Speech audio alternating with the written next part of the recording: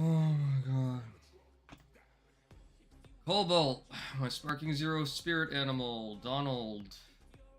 Chaotix, how we doing, guys? It's my first stream back after my out of town trip for approximately 2 weeks. It's good to see you guys again. I had like 5 people waiting before the stream actually started or something of that nature. How have you guys been?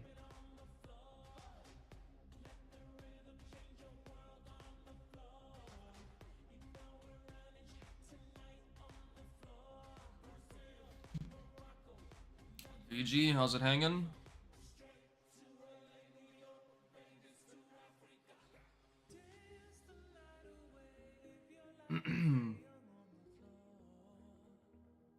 Dead Space 4? I never even played the third entry. Was the ending good enough to render a 4th game?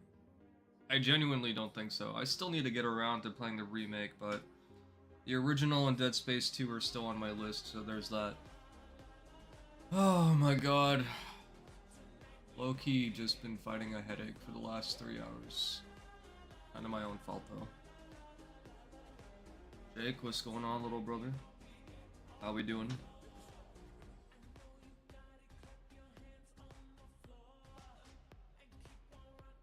You guys have any predictions for this SGF? Because other than Xenoverse 3, I'm really uncertain if we're going to be getting any information pertaining to the Super Limit Breaking Neo DLC for Sparking Zero. If we do, that'll be great, because I'm positive that it's coming out at the end of this month, isn't it? So if it's coming out the end of this month, then they have to show us something more. Beyond that, I'm kinda just hoping to finally see something, maybe for Kingdom Hearts 4, or Final Fantasy VII Remake Part 3. Square Enix did say that development on Kingdom Hearts 4 has been going smoothly, so like, hey, come on, you guys gonna give us a little tidbit of information? Like, anything? Come on. Give us something. Feed us, please. We are hungry. We are starving for the information. What's up, Admiral?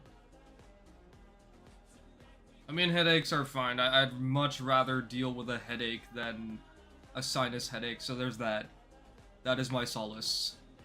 That is absolutely my solace. I'm hearing they might announce Street Fighter 6's Season Pass 4 today, so you're looking forward for that? Didn't Street Fighter 6 just get a character named Ingrid? We're already gonna be getting more characters for Street Fighter 6. I gotta get back on that game, bro. Actually. Can't wait for Tifa to be announced for Street Fighter 6. Call me crazy, but isn't it a little weird that we still don't have cool crossover characters for Street Fighter 6? Like, Tekken is getting really cool crossover characters, if I'm not mistaken. Tifa, I feel like, would be a very cool addition to Street Fighter 6 or Tekken 8. Personally, I don't care. I think she'd be good in either game. Street Fighter 6 on the Switch 2, what does that even look like?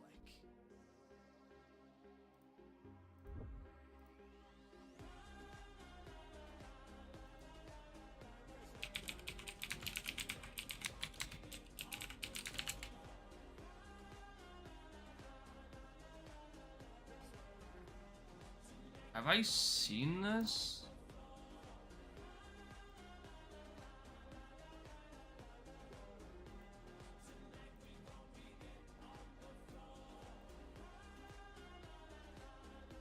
Oh. Okay.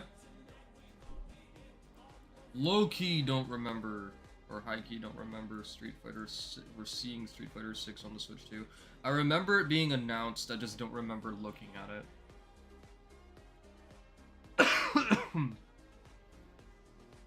What are we looking forward to? Mainly Xenoverse 3. If we get something for Sparking Zero, the Super Limit Breaking Neo DLC, I am down for that. Also looking forward to, you know what, maybe I should just like stream my display instead of the window capture. I could show my notepad as well. So I want to do that right now. And I'll read chat in a second, hold on. Yeah, I could actually do display capture here.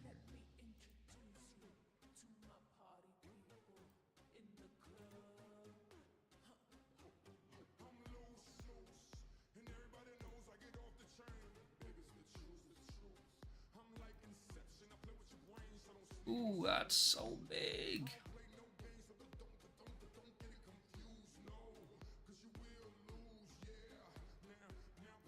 Now I have to bring it all the way down here.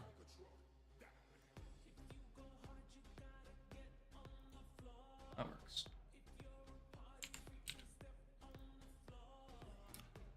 Okay, so let me just delete this real quick.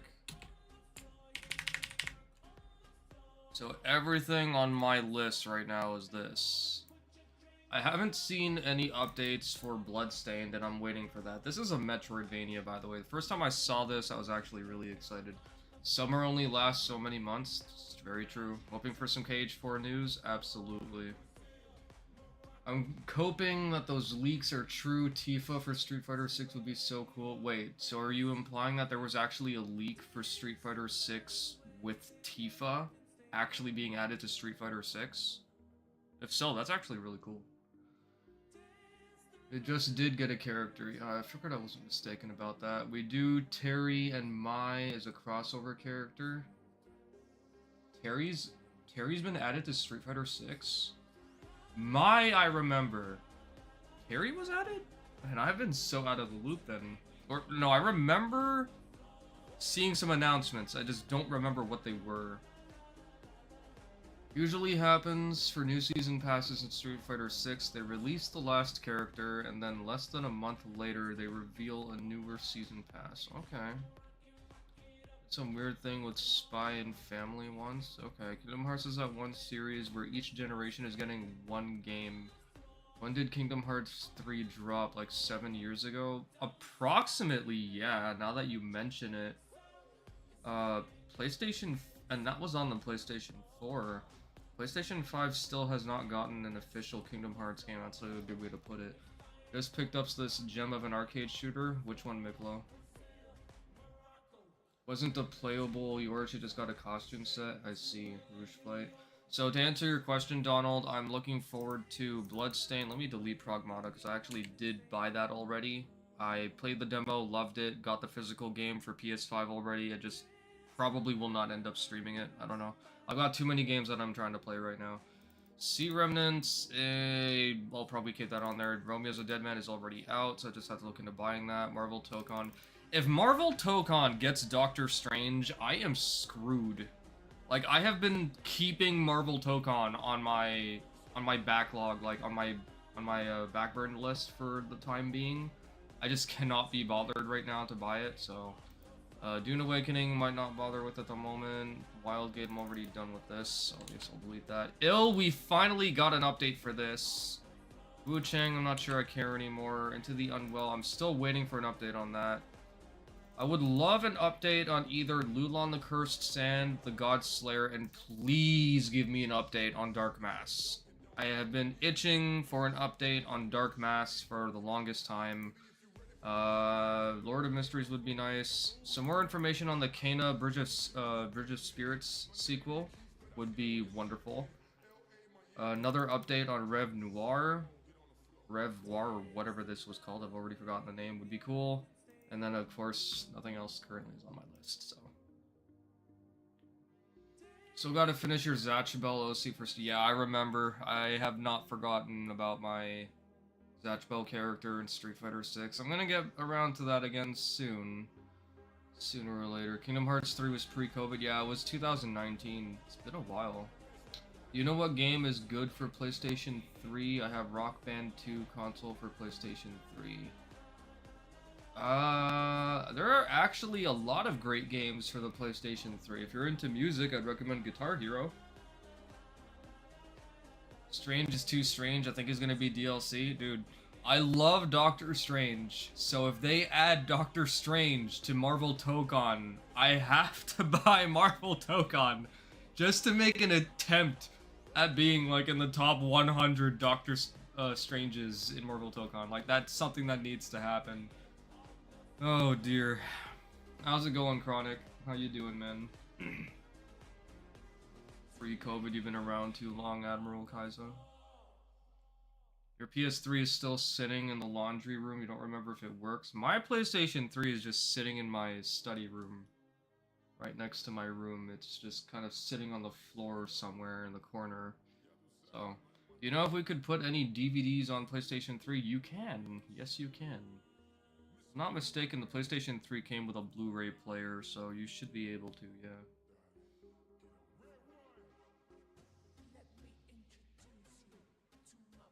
Would I play the new Star Fox game? I was caught off guard when I saw that there was a new trailer for Star Fox, or like there was a new Star Fox game as a whole, and I was like, what? I missed this? And looked at it and I'm like, wow, this looks freaking amazing, but I will probably not buy Star Fox. I have to be very careful about any games that I buy these days because, first and foremost, my Canadian dollar is worthless. So most games base price are like $79.99 to $89.99, which in USD is approximately $69.99. And with the taxes in Ontario, every single game that you buy usually ends up being over $100 anyway. So currently I'm not too worried about buying anything new. I'm just focusing on my backlog these days.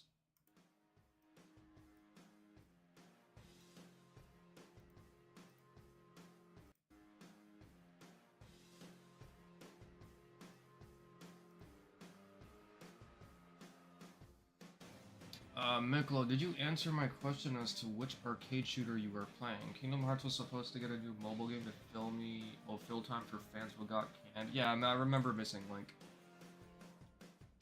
What's up, Super Elba? You are welcome, Piano. Oh, Rouge Flight. What's Rouge Flight? Yeah, Canada's got it rough these days, man.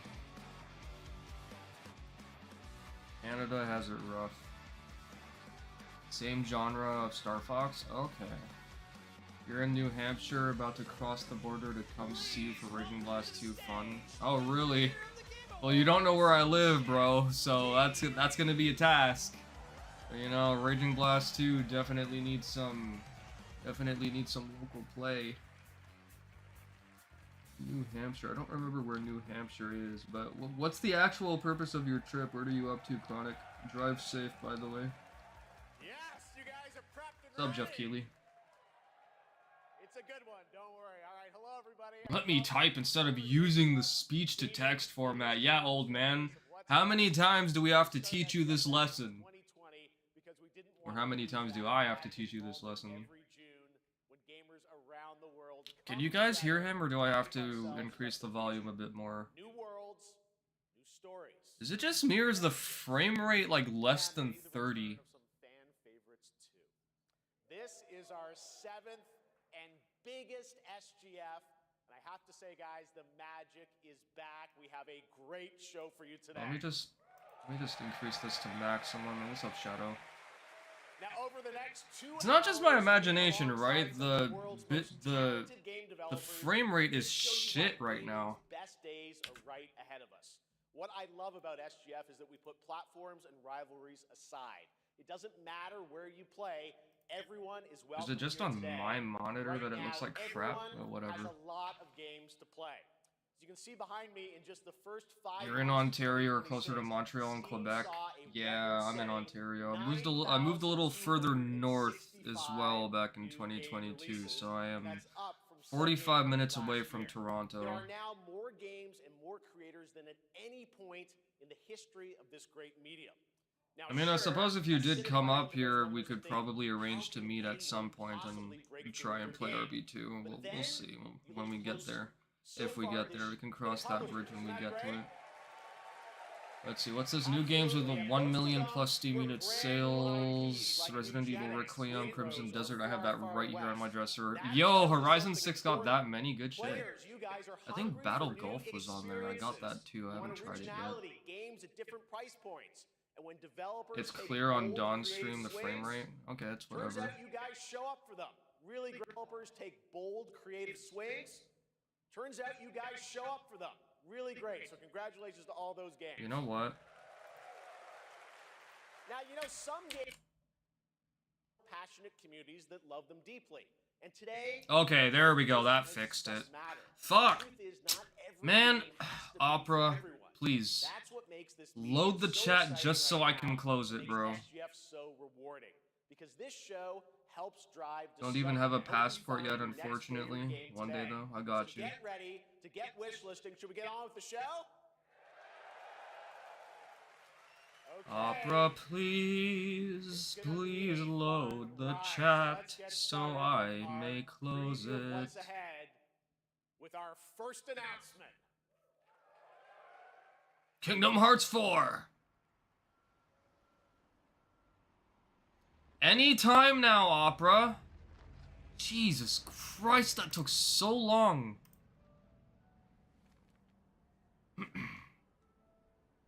Back with the goods. Chrome is way better.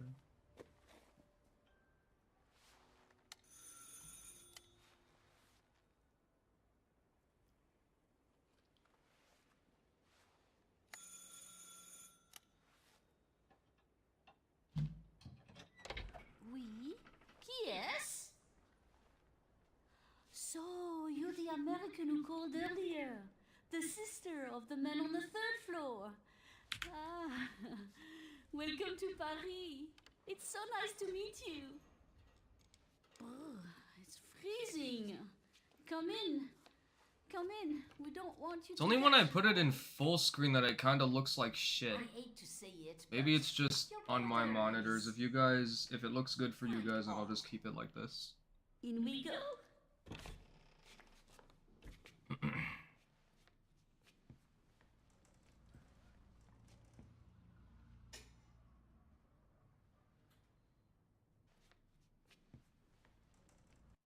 In we go. Resident Evil Requiem DLC.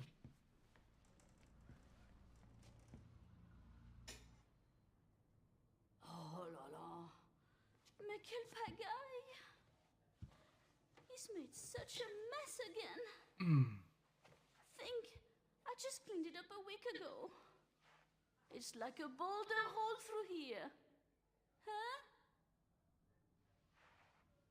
Ah, the delightful biscuit. I'm sure he won't notice if we help ourselves. Is it just me or is the audio mad delayed? I'm so sorry. It must be Like it's completely out of sync.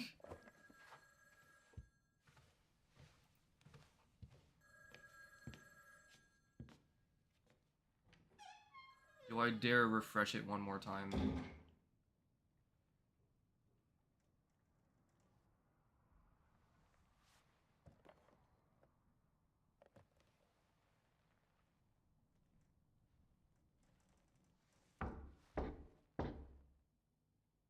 While watching videos normally. Oh, and it dropped back down to 720.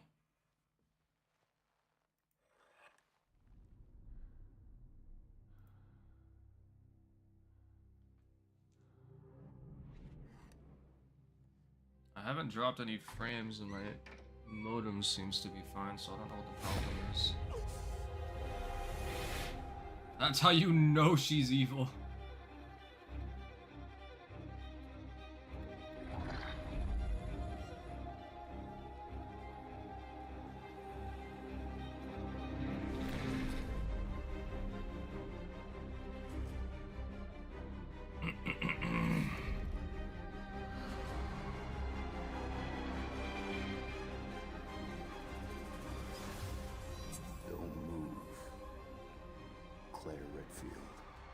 Oh, it is Resident Evil.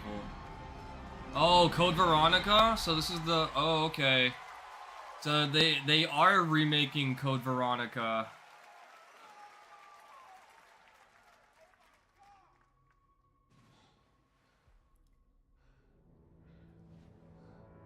Now I don't have a choice, I have to get through the Resident Evil games. Wow, okay. Starting off already with Resident Evil Code Veronica. Capcom on a roll. What a way to kick off the show. Resident Evil Veronica revisits a classic title from the Resident Evil universe, reimagining the experience for today's players. Thank you to Takeuchi-san and Capcom for that. Yeah, if you guys had played Code Veronica, you probably would have known that from the start, because I haven't played it yet. I did not recognize anything. I only knew it was Resident Evil the moment that, like, the name Claire Redfield was spoken. And prior to that, I'm not sure. What's up, Robert? I'm here at Studio MDHR headquarters. And today, we have a special announcement for all of you. We are giving you a sequel to Cuphead. Happy to confirm that development has begun on a brand new, hand-animated Cuphead video game. I'm just now noticing. Project, which will take Cuphead Oh my god. I was not paying attention. I've been waiting for an opportunity to stream Cuphead, bro. We look forward to revealing more when the time is right. We're getting a new Cuphead game? I've been hoping to see a sequel. I think we're already off to a phenomenal start. I didn't know this was plugged in. Hello? Yes?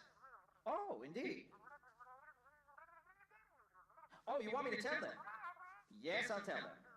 Yes, right now. Well, it seems I have one more surprise. A small team within our studio has been working in secret on something completely different.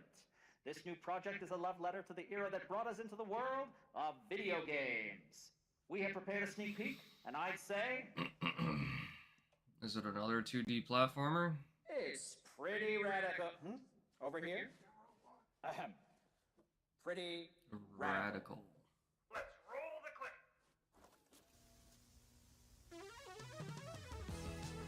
Now in development at Studio MDHR. It's Mighty Cuphead Adventure. A new fast-action platform shooter with arcade-quality graphics and amazing sound. I'm on board. Mighty Cuphead Adventure. I'm absolutely on board. Only from Studio MDHR.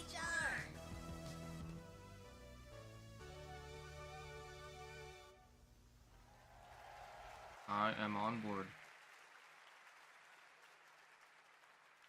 You know I love my puppets. That was great. And there you have it. 2 brand new games from Studio MDHR up in Canada with Mighty Cuphead Adventure, a true 8-bit action platformer coming to consoles and kawaii PC. desu ne. And a brand new hand-animated Cuphead game has been confirmed too. Great news. All right. Well, now please join me in welcoming my co-host and partner in a new game discovery website called Looking for Game. It's Lucy James, everyone. Yeah, I'd completely forgotten what her surname was. I remembered it was Lucy. I remember her last name.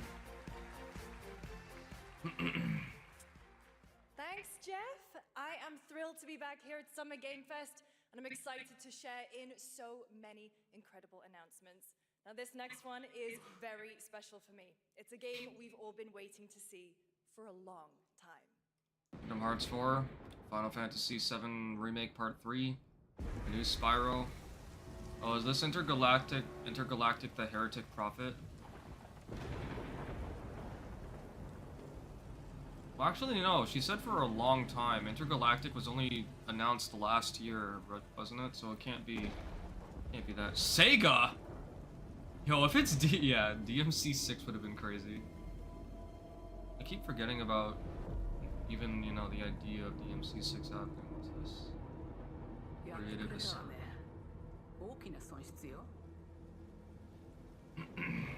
Sega. こんな失態を見逃す会社ではないの。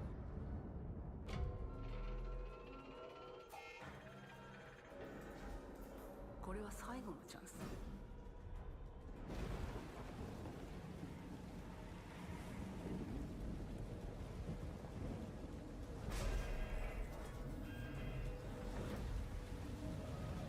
Do you understand? The Evil Within 3? I understand. Dead Space 4? 5? Far Cry 9,687,341.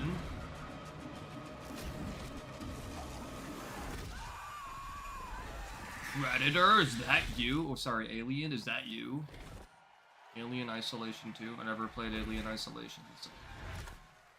GG's.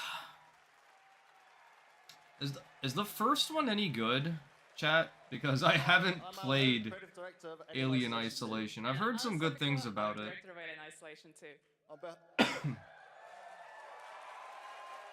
On behalf of the whole survival team at Creative Assembly, we're very excited to share our return to the survival horror genre.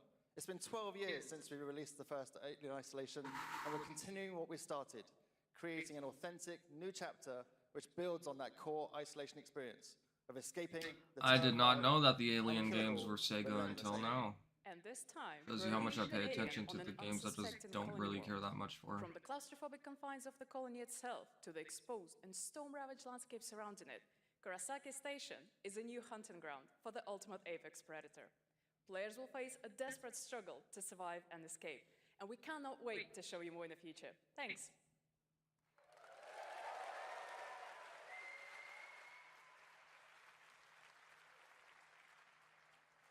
Thanks so much, Anna and Al. Today, we are honored to have one of gaming's true visionaries here with us in the audience. For more than 2 decades, his work has reminded us that games can be emotional and deeply human. And Kojima? From Eco to Shadow of the Colossus to The Last Guardian, he has left an unforgettable Wait, this is the mark same on person who this did The medium. Last Please Guardian join and me in Shadow of the recognizing Colossus? The legendary Fumito Ueda-san. Ueda-san, great to see you. This could be big. Oh, this could be really big. Now, let's talk about his next game. A few years ago, we gave you an early glimpse at Ueda-san's next game, then known as Project Robot. Well, now, it's time to step deeper into the mysterious, Robot, did I see unsettling, that? and epic world I that marks don't Ueda's have any first game recollection of that. in a decade. Let's take a look. Project Robot.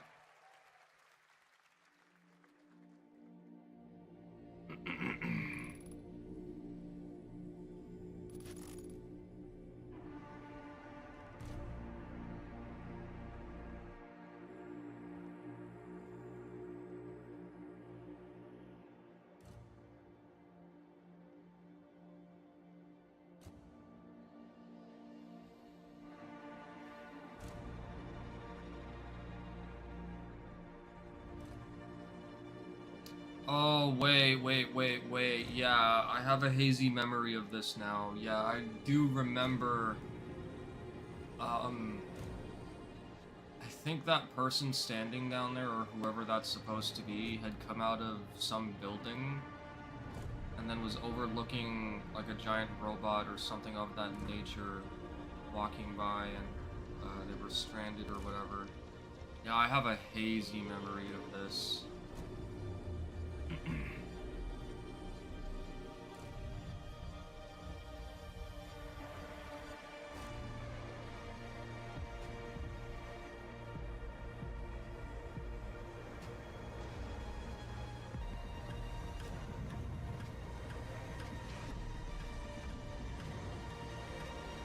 This is Project Robot, which I'm assuming we're going to see the title for it now. Done by the same person that did Shadow of the Colossus and The Last Guardian. I never did play The Last Guardian. Maybe I should see if I can get my hands on it. Gen Atlas. Okay. Does that look incredible? Oh, all right.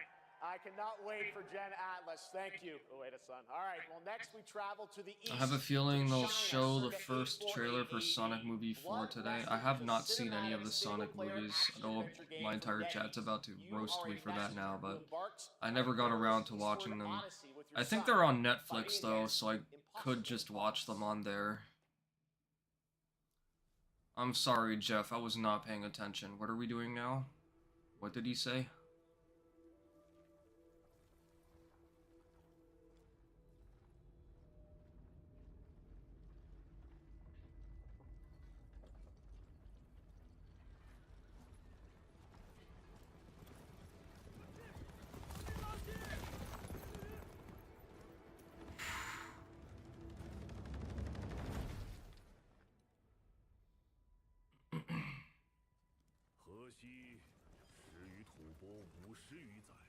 They're forgettable. They're not memorable.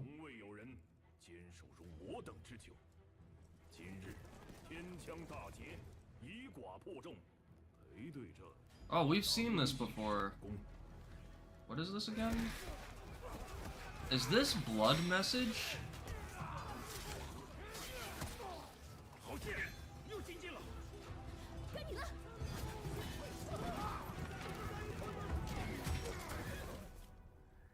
Is this Blood Message or something else? Unless this is like another Dynasty Warriors, but I'm uncertain. Yeah, you would definitely have to stream it then, Jake, because I do not have Hulu and I refuse to pay for another streaming service.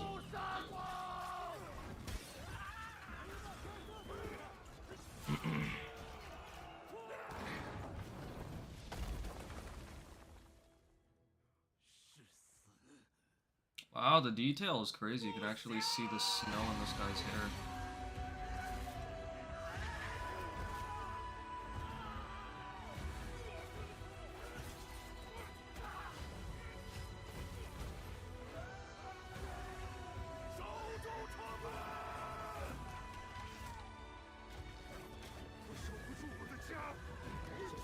First Sonic movie is free to watch on YouTube right now. Why did they make it free? Was it that bad or something? Or they just figured like if they get a lot of people to watch the first one, then they'll pay to watch the other ones? Or China!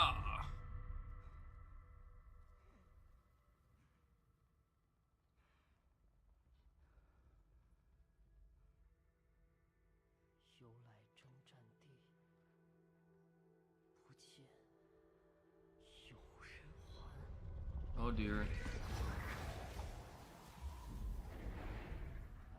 Oh, I was right. It is Blood Message. I remember watching just like the first trailer for it, and I think it was getting a lot of traction on Twitter. And then I just didn't see it again, even though they were probably sharing screenshots or whatever on the internet.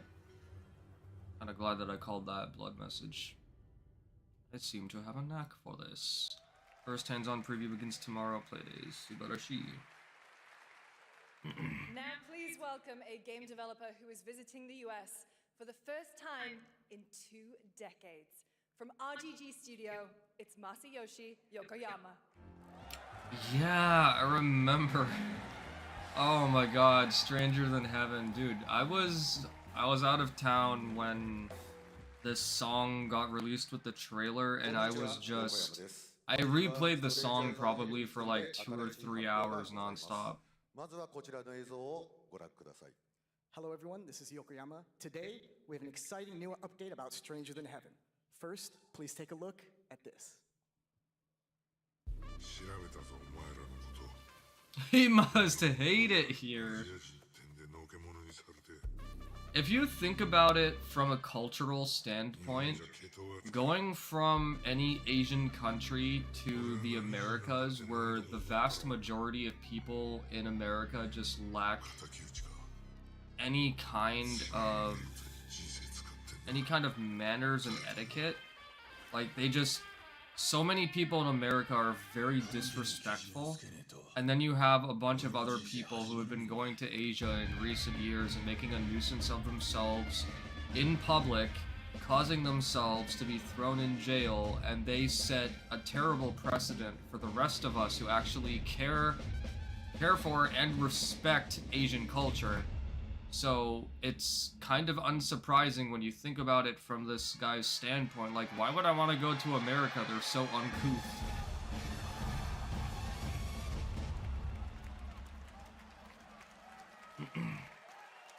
Snoop Dogg.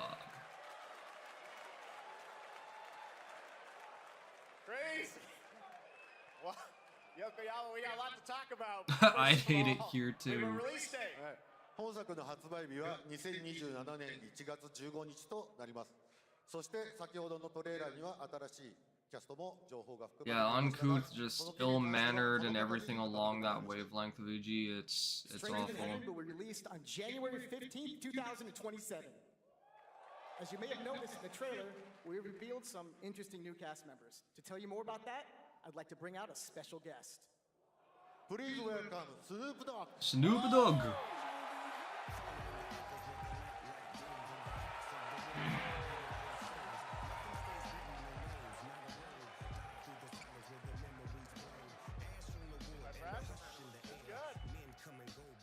Snoops! Everyone's talking about this game.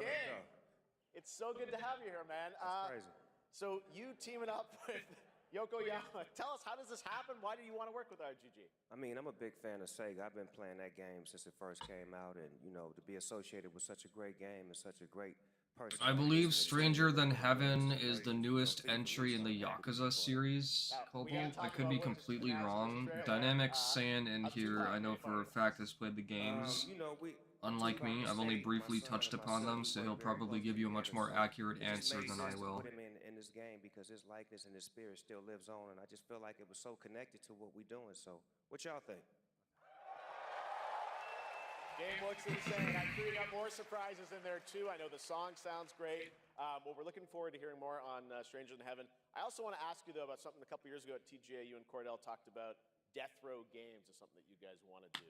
Any updates on what's happening there, DRG? Yes, sir. Death Row Games, you know, we're building a hip-hop gaming universe, bringing an authentic culture to life, you know what I'm saying? And we just got a lot of plans that we're planning on actually bringing to life in the next, you know, couple of months.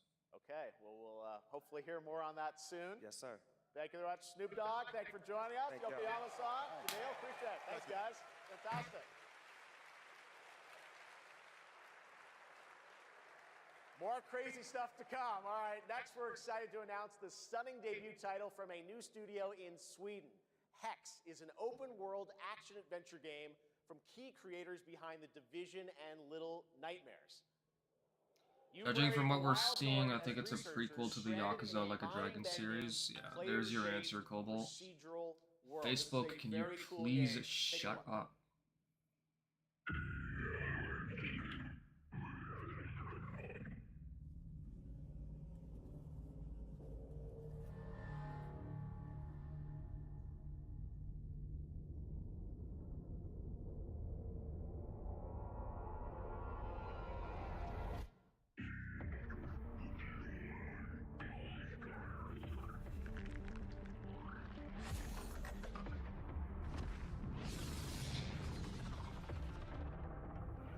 Rage quit clip.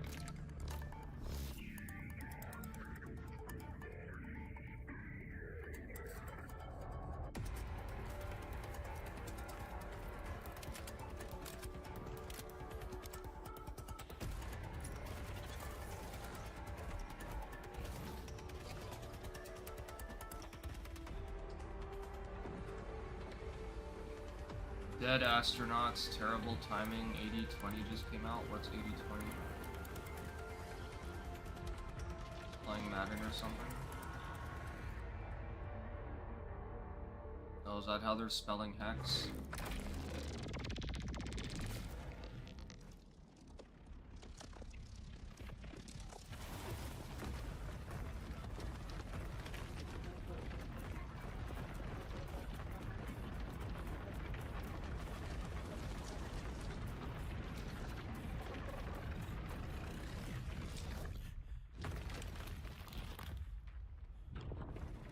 How did they know how far to run?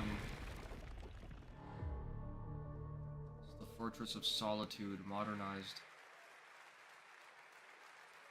I can't wait to see more from Hex. It looks absolutely stunning.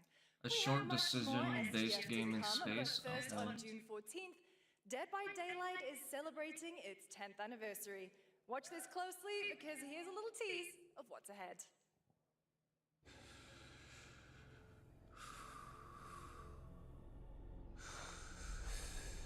Definitely see the Division influence.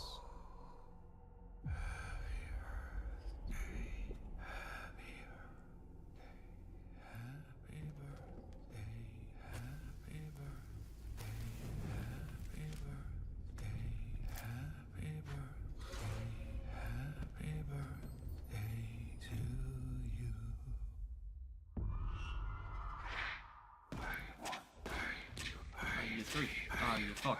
Are you 5? Are you 6? Are you 7? Are you 8? Are you 9? Are you 10? I was just gonna stop there because life, but you stop there too, bro. I totally don't know what this game is.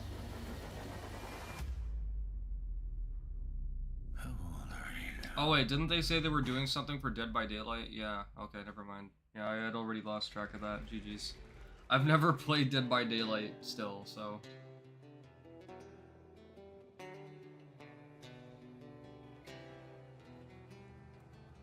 This is the new Elder Scrolls. Oh.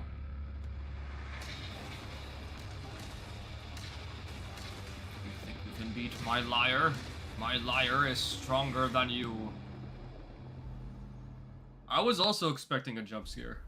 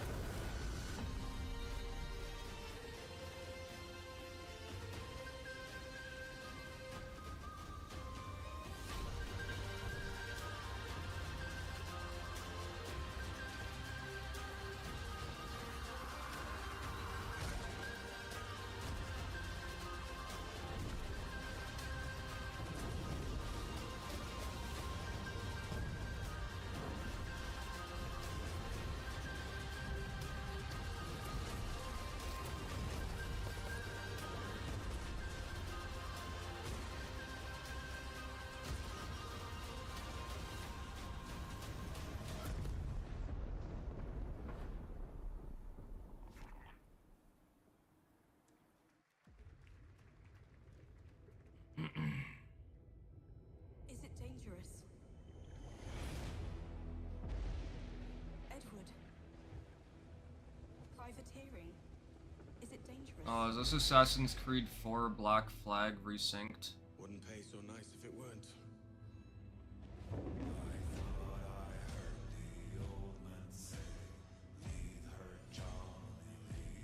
Yeah, Ubisoft, I'm done supporting you guys. So I'm not buying this. I'm not buying any more Assassin's Creeds. I'm still curious about one of their projects. I think it's Assassin's Creed Project X or Jade. But I'm still not gonna buy them. Ubisoft just really pissed me off with how they handled the Prince of Persia: The Lost Crown situation. And you're not buying... Oh yeah, Rayman is Ubisoft as well, isn't it? Shit. I actually really wanted Rayman. I don't know, we'll see. Don't save me a spot in hell, Shaka. Path ahead is dangerous. Okay. That was abrupt. Welcome back to SGF. That was Assassin's Creed Black Flag Resynced, which is arriving July 9th. Now it's time for the announcement of a game that reunites one of the best action game developers in the world with a legendary franchise. I don't know, VG. All I know is that it wasn't my stream, it was the Game Awards stream. Paramount Game Studio. This isn't another look at Tomb Raider, is it? The other one. Bayonetta, Nier, and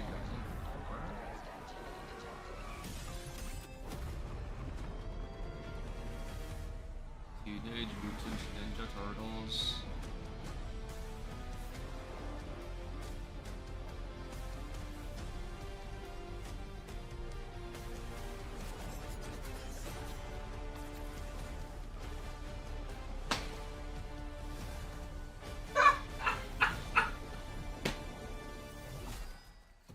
Yo! You can't make this up! I just guessed that! I literally just guessed that, bro. That was not intentional. I just guessed that. I was like, Teenage Mutant Ninja Turtles. Like, bro. And then that shows up? Bro. Oh my god, dude. There was no way I just guessed that was TMNT. Oh my goodness. Hello, Summer Game Fest. You know, I'm sorry, bro. I gotta rewind because I stood up to just take in the. Can I please? You don't want me to rewind? Okay, fine. Hold on. All right, well, that's enough. Teenage Mutant Ninja Turtles: The Last Ronin.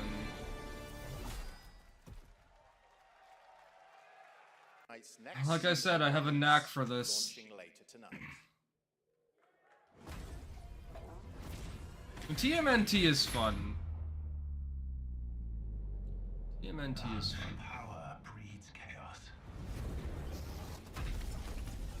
And that chaos is spreading with these sprites. Creatures born from 0-point energy. They can make you stronger, faster, more dangerous. No one can resist that kind of power. So we must secure them.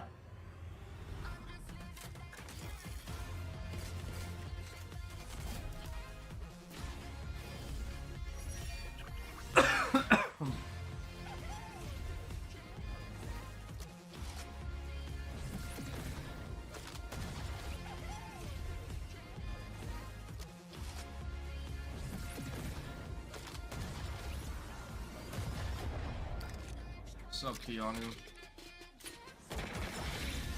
You know what? Just bring back Doctor Strange and I'll get back on. I'll get back on Fortnite.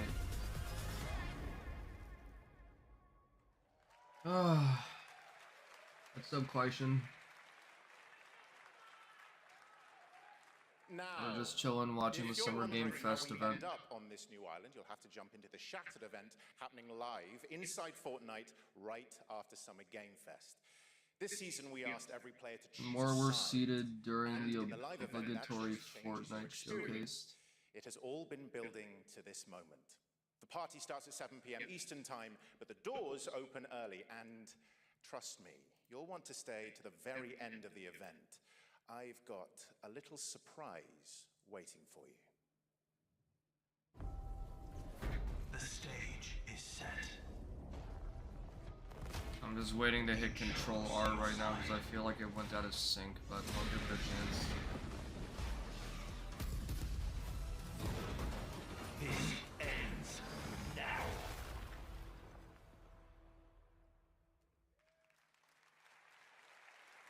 Lucy? Yep, we're Now refreshing. it's time for a special announcement from Bandai Namco about one of the most influential sci-fi franchises ever created.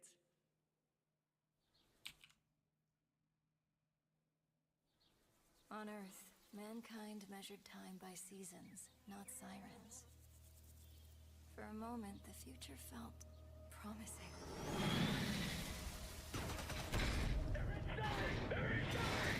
Out here, that promise is a lie.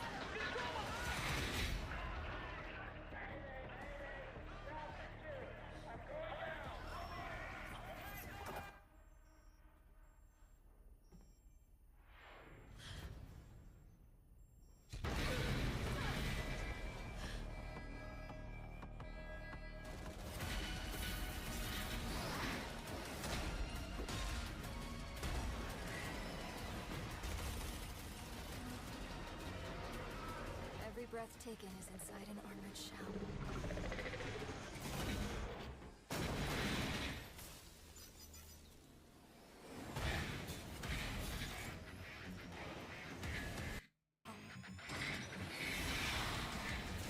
Okay. There's something up with this stream. It remembers one man. The pilot.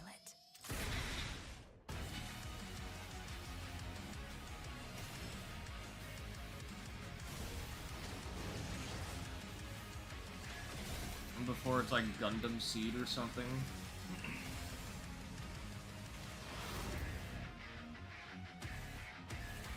Is that the same as Gundam Seed? Like, was I on the right track? I sang Gundam Seed. I was trying to remember the name of it the whole time. Find me. I'm here. Looked like fun. Thousands of games launch every year, so finding your next favorite can be tough. That's why That it I'm was, launching VG. my new newsletter, Looking for Game. Thank you. I'll be curating and selecting games that deserve your attention every week. I'm and just on sending a you roll demos and today. exclusive playtest invites straight to your inbox. Head over to lookingfor.game to sign up with playit.gg. Speaking of fun, unexpected games, this next title comes from a solo developer, Adrián Mulero from Spain. It is a co-op physics game about two geese and one very fragile egg. Okay, Honky, ready to be a parent? Sure, don't worry. 1 second in, Syriax and Rhyme Style and Dododoya are 10 billion% gonna be on this game.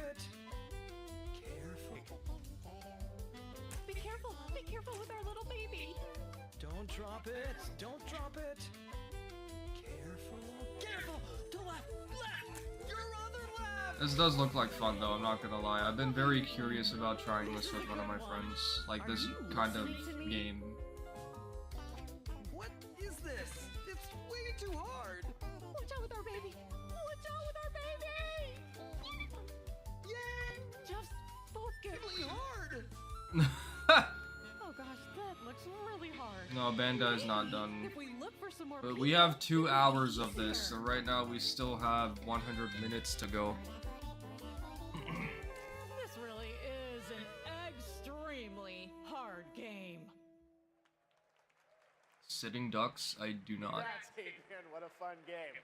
All right, now it is time for a debut game from a veteran team of developers who come from Naughty Dog and Infinity Ward and other amazing studios.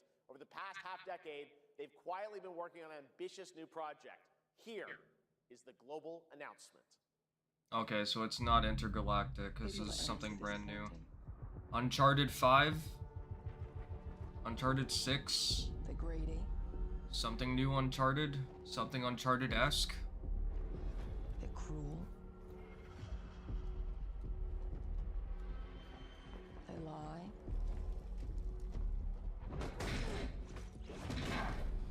They're bullies. Thanks, dogs. Call of Uncharted? So that's what I say when I look at someone like you. Bully. See, that's where we're different. I genuinely Probably like could us. not play this if they actually talked that much.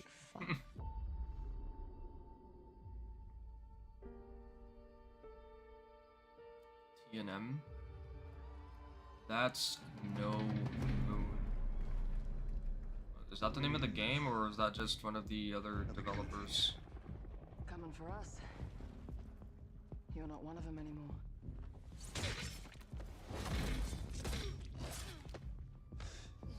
Yeah, well, that's temporary. Just like you and me. Nathan got a sister too? I don't know, but I do know that But like we did.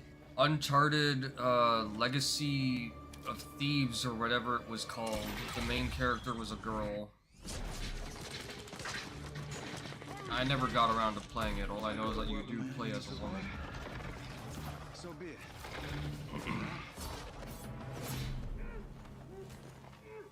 Either we fight those things together, or die alone.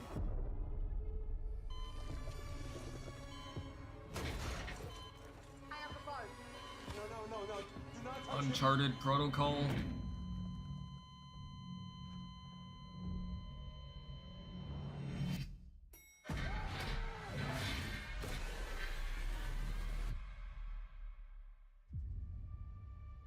We fight together, or die alone. And title reveal.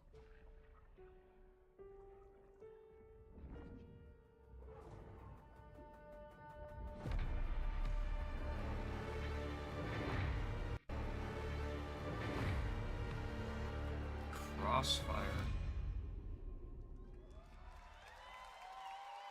There has been a game on over Steam 18 called years, Crossfire. Jacob and I have developed character-driven games. This isn't with the goal same one, of though. thoroughly Can't be. connecting design and story. In Crossfire, two opposing operators must form a temporary alliance. Depending on one another is their only chance of survival. To support this narrative, we completely rethought how cover and traversal work together and created a system that rewards tactical thinking, stealth, and repositioning. It's called Adaptive Cover. With Adaptive Cover, our player character Layla dynamically adjusts her stance to react to the complex terrain and the enemy's line of sight. It fundamentally changes your relationship with the environment and becomes an active skill to master. Shout out to our amazing team at That's No Moon, who are meticulously crafting Crossfire. It's for all of you who, like us, love high-agency, single-player, story-driven games. Oh, fancy. Thank you.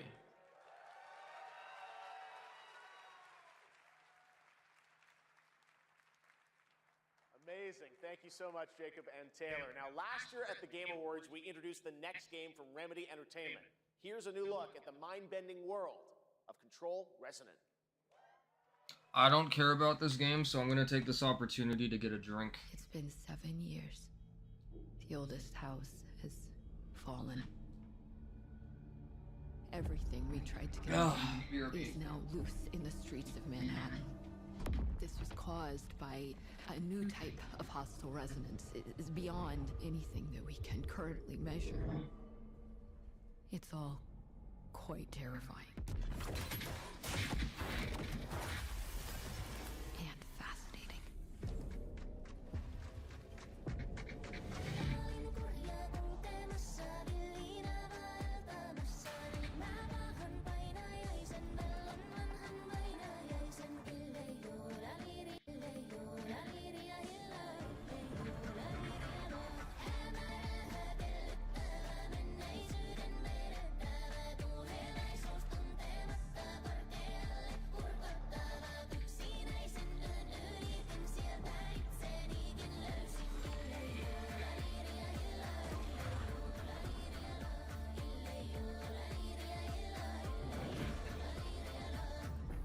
All we can do is dig deeper. Keep searching for the solutions in every way we can.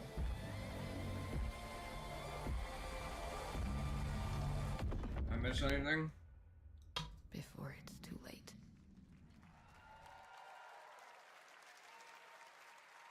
Right now, it's time for another Summer Game Fest exclusive, the announcement of the next game in a storied franchise.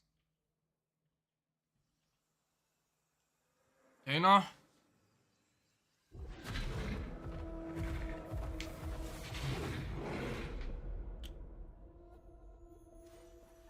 We all have our own reasons for coming to this vast frontier. But for our guild, we who protect this land, one reason stands above. Exhaustingly detailed and rewarding MMOs. You feel it too. A modern evolution of the MMO. Wonder at the astonishing power that shapes this land. Those look pretty cool. I don't typically play MMOs that often, though. At the great spirits to whom we are bound. At the gods who hold dominion over all. We cannot guarantee your comfort or even your safety. But if you yearn for horizons unexplored, for fellowship and purpose, for a cause worth Fantasy Star Universe, the rebirth, something, something, something. Magic. Oh, Guild Wars? I don't think I've ever seen what Guild Wars looks like to this day.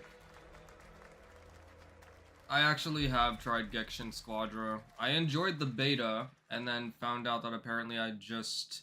Either I don't know how to play, or my team sucked, because the last couple times I played it, the studio head at Arena. I was having an awful time, and I was getting like almost one shot each time I came across an opponent, so I was like, yeah, I'm just gonna drop this game for now. RPG, and that game is Guild Wars 3.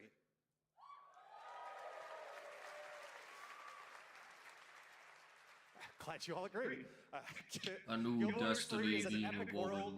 that is both beautiful and fun to explore, where the joy of movement is powered by your character's momentum, and combat will usher in an entirely new type of MMO experience. By launching on PC and PlayStation 5, we're inviting the biggest audience yet to experience the world of Guild Wars. We're so excited to welcome all of you to join our Guild Wars community. Go to guildwars3.com to sign up for our newsletter right now. Thank you. Right now. Thank you.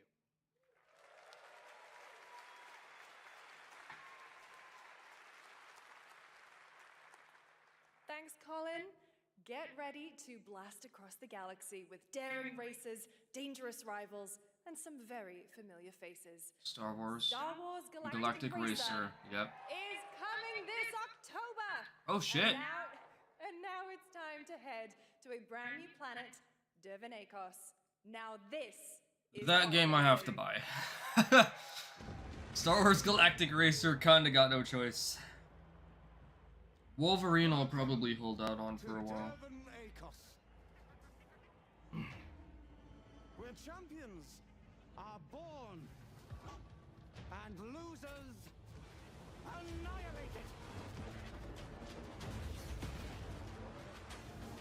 annihilated. Sparking Zero. My sources say you've been making friends amongst our fellow League pilots. Racers don't go head-to-head against Bulba. Legends do. They are not your friends. I've seen you at Kestar's side. Stay out of my way. Oh, this is the dream shape.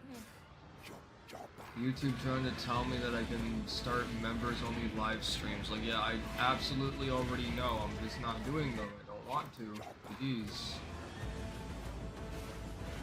Good thing we watched episode 1. Yeah, for sure. I mean, I remembered the race for the most part from episode 1, so...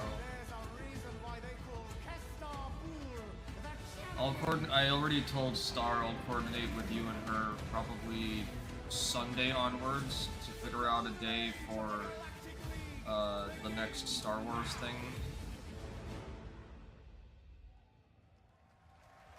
Because this weekend I excuse me, still have a lot of cleaning to do, which is what I'm going to be spending tomorrow doing. Any free time I have, I'll either be reading or trying to get some game time in on something. Well, yeah, tomorrow it's going to be raining as well. We're getting a thunderstorm tomorrow after like several days non-stop of just sunshine, so I can clean the house in comfort knowing that it's not going to be really hot.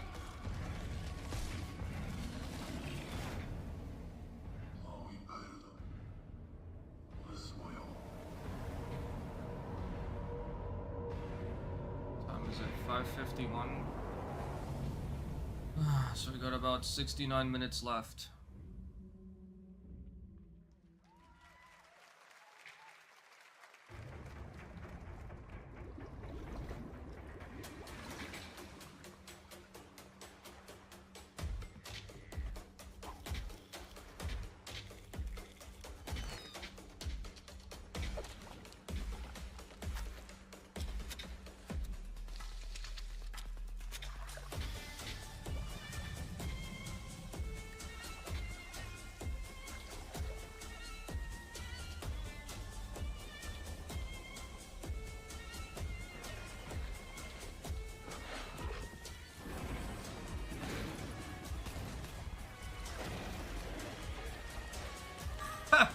For a moment I thought both of you were saying damn me, then I realized you're saying damn bird because of the one that stole that fish.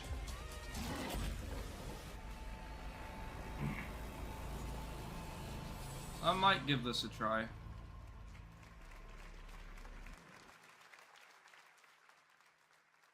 few years ago, we announced Sega's plan. My guy, come on. Is Virtua Fighter Crossroads.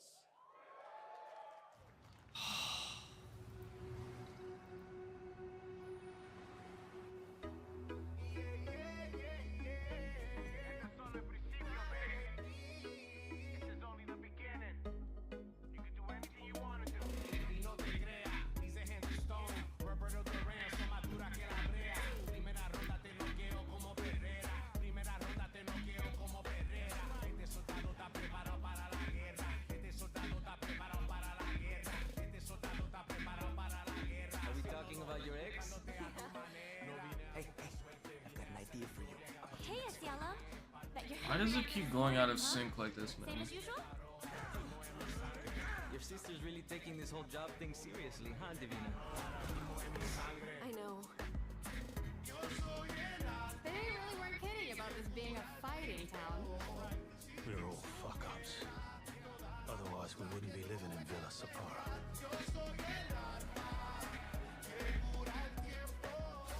Kill them all!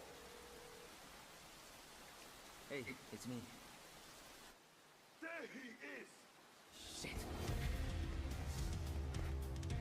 This is not gonna blow over, Cielo! You fucked with the Chinese mafia!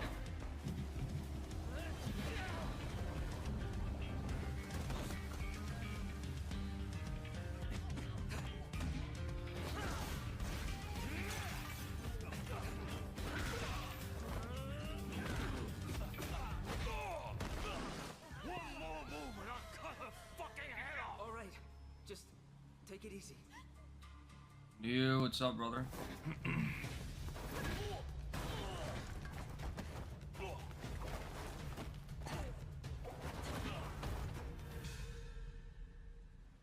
That's your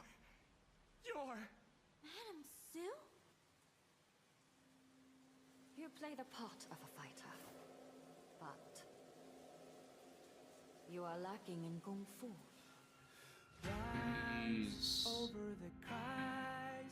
Yeah, they said it was Virtua Fighter. And survivors, lives rolling like dice. Once you're inside, there's no surrender. That's Pai Chan! What's up, Livin? Who's Pai Chan? What?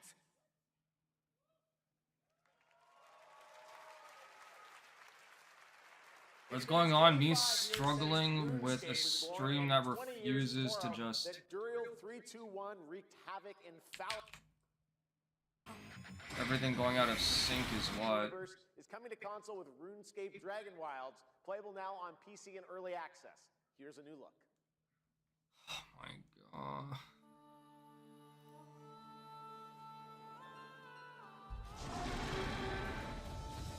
Few survive the land of dragons.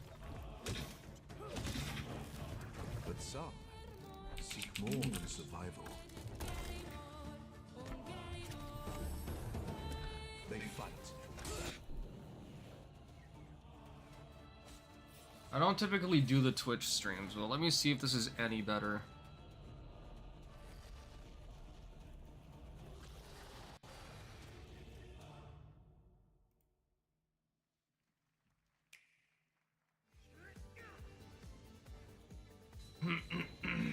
How you doing, Livin?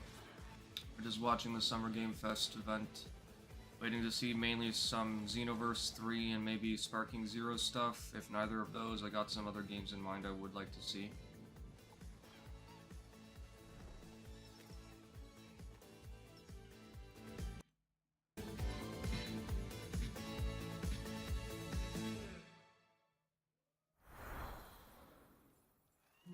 In the ebbing spring, the skies will clot. Does the stream still look good for you guys? Is everything still fine? Seeds made piles of rot. Odirons cast with tempers rare. Red minnows squirm in tainted clay. Three virtues known, not all we cast. For wrath, and doom, and death. Our last find me, fool. Or Okay. I'll find you.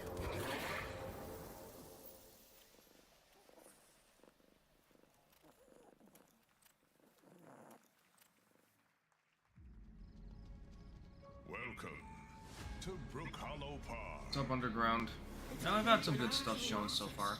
We're just a lot smaller now. Clever girl. You're looking at a living fossil. Hey guys, you're gonna want to see this! Please tell me that was your stomach.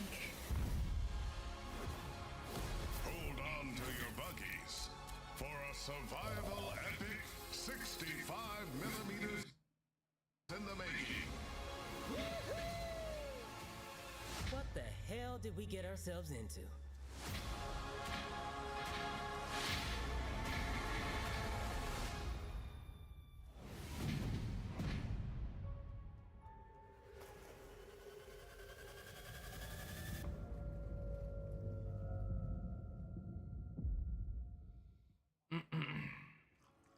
It was an ant bully. Some guys leave it to luck. Let it ride on a roll of the It's dice. now 6 o'clock, so we got 1 hour left. Not me. You can have all the luck in the world. Unless we're going beyond 2 hours. What I don't know. matters is the choice you make when the cards are on the table.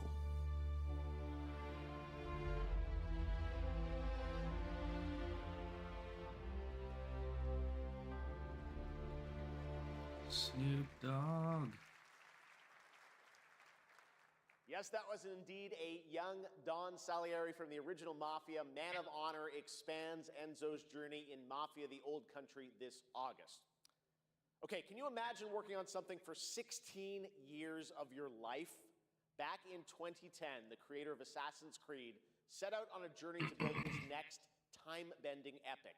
Today, after many twists and turns, it is finally time for Patrice Désilets to invite you in to his new world.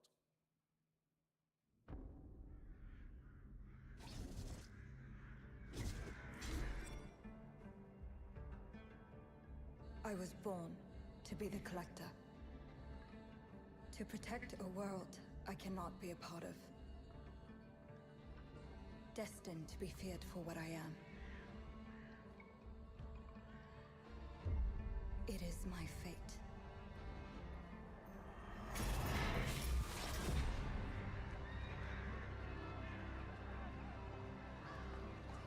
I have devoted my life to facing them. Those granted the power to raise souls. Those corrupted by their gifts. Tilting the ancient balance toward cataclysm. But at last, their debt is due.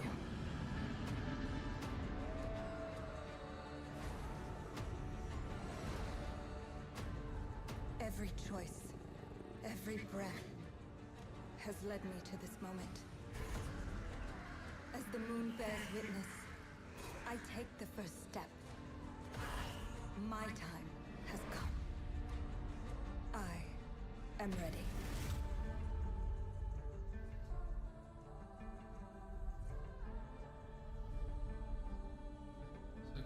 Oh, 1666 Amsterdam. Cool.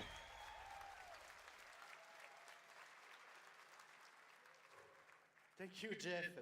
Thank you, everyone. 1666 has been a monumental and emotional journey. David Lynch once said, "The film is the talking." That's how I feel today about the game. Instead of explaining features, I'll simply say this. As of right Excited, now, Cobalt? the prologue is free to download on Steam and Epic Game Store. Oh, really? Okay. It's a 30-minute story experience and amuse-bouche, if you will. I'll leave you with a glimpse of what's to come when the game launches on early access later this year. Join us for the journey. Merci and panache kalis. Darian.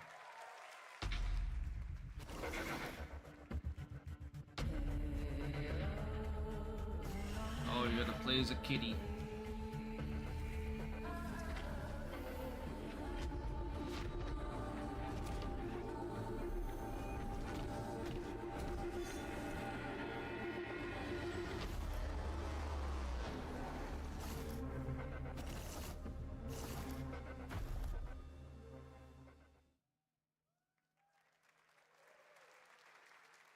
Thank you, Patrice. Still to come, we've got a lot of great announcements for you, including a special surprise guest. Who's that? What? Wait, that's Billy from Saw? Hey, Billy. Hello, Jeff Keighley. Hello. I want to play a game. Oh, you want to play a game? That's great. We're here at Summer Game Fest. This is all about playing games. Saw Perfect. Genesis. Roll the tape. You heard the puppet. Roll the tape. Roll the tape.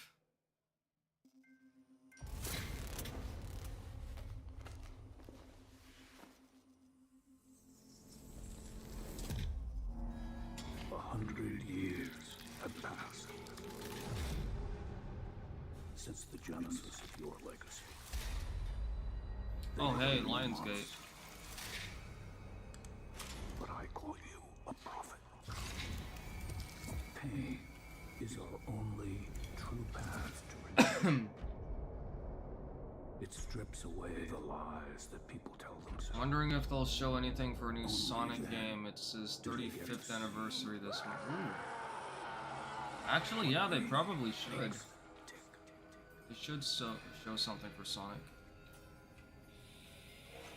A sacrifice must always be paid in blood. Live or die.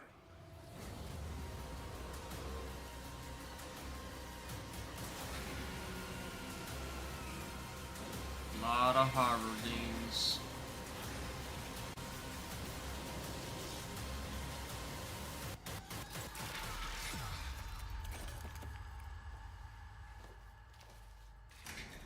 With the exception of 2 horror games that still have yet to come out, I feel like the horror genre has already peaked. Inspires those who are worthy.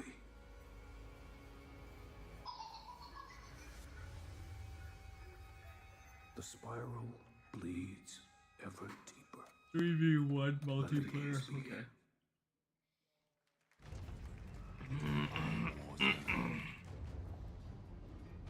Approaches.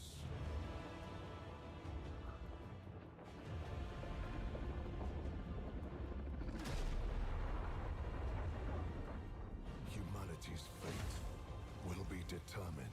Dante's Inferno? Is this a remake of Dante's Inferno? Sacrifice. We are ready to. Or is this a brand new Dante's Inferno?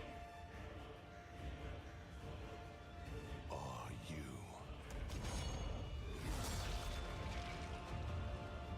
The veil between realms is unraveling. Life or death. You alone will decide. There's definitely... Well, no, I don't know if it's happening, but there's... Oh, Lords of the Fallen? Bruh. Imagine if I had gotten that correct and we were getting another Dante's Inferno. No, we haven't gotten DMC6. Next up is a brand new game from BitReactor, a studio formed by some of the most experienced developers in the tactics genre. This is Star Wars Zero Company. Star Wars Zero? Oh. Intelligence was just briefed. Didn't you see a trailer for this a couple months ago or We something? need to make our move. You got someone?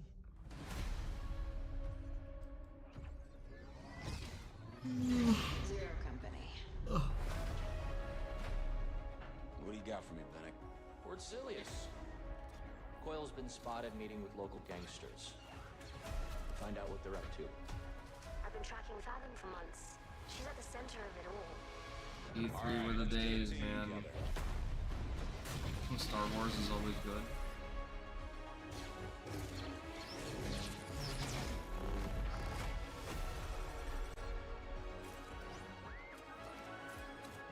I was just about to say this is a tactical game.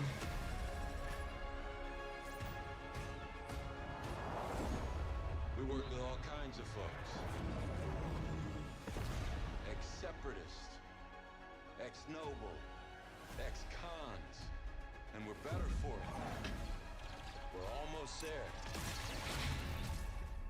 We just gotta finish this job.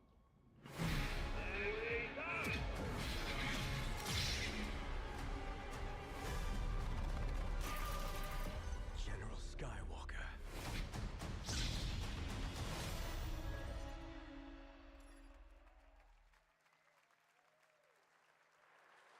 A little surprise at the end there. All right, dark fantasy has always been about one thing, the monster within. And today, one of Europe's most ambitious studios is ready to take you into a brutal new world where vampires have emerged from hiding. Come in.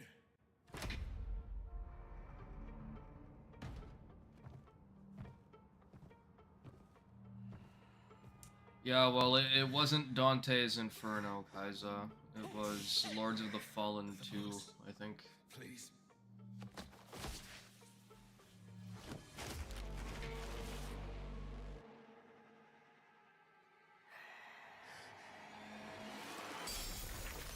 Is that Geralt from The Witcher?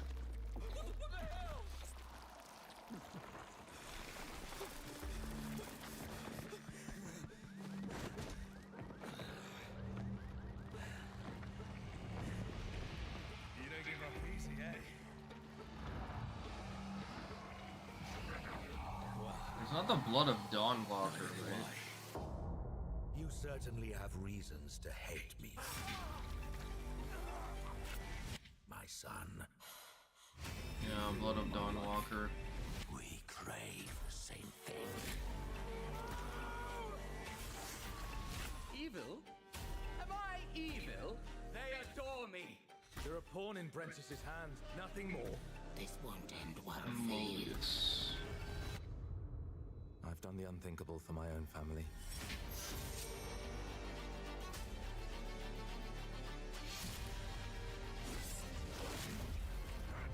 Determination is not enough to cheat your fate, Dawnwalker. How many innocents did you drain? As the stream proceeds to partially die.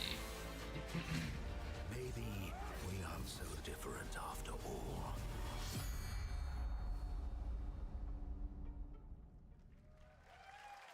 What's coming out this year? Hello everyone. Well, now that we're doing Bandai, are we gonna do some Sparking Zero or What you just Xenoverse saw 3? was an invitation to join us on an adventure. Adventure through eras and cultures in our story-driven open-world dark fantasy saga. The first part, a I can die happy now. shows where our saga leads to, a present-day adventure. The gameplay segment that followed is from our current game, and it's an origin story of Cohen. I hope you will have as much fun playing our game as we had making it. Thank you, and have a great rest of the show. And as always, have a nice day.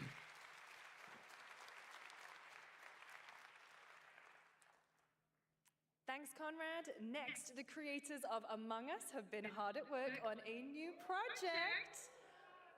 And today we're revealing it for the first time.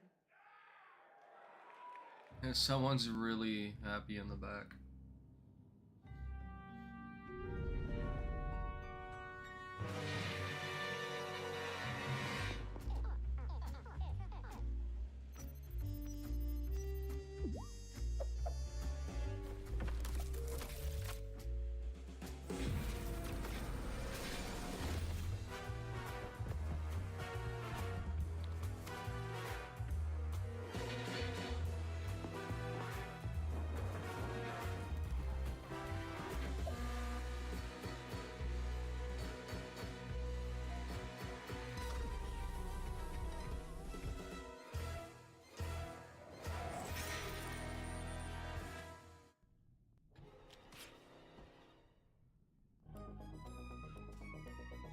From the Among Us TV series, please welcome Yvette Nicole Brown and Liv Houston.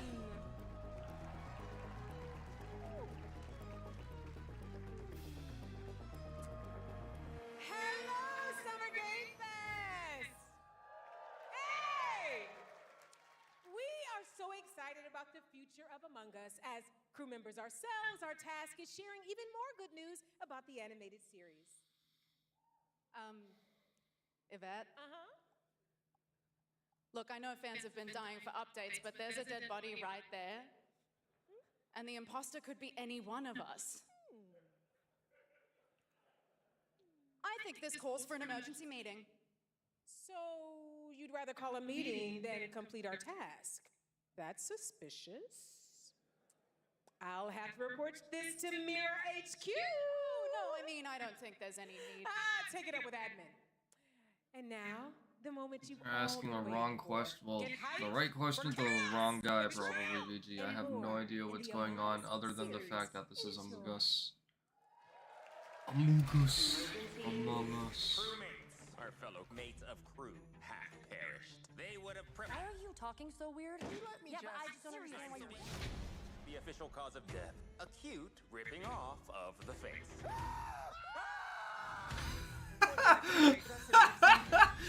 Acute ripping off of the face, and it just shows the top part of the bone. Whoever smelt it dealt it. If only there was someone who could take charge. Wow, that was a lot of screaming. Green, blue, orange, purple, white, brown, yellow, lime, cyan, black, and I'm red, the hot one. What's back there? Oh, really? We have to kill the imposter! We're so happy to have you among us. Or is it amongst us? Always forget.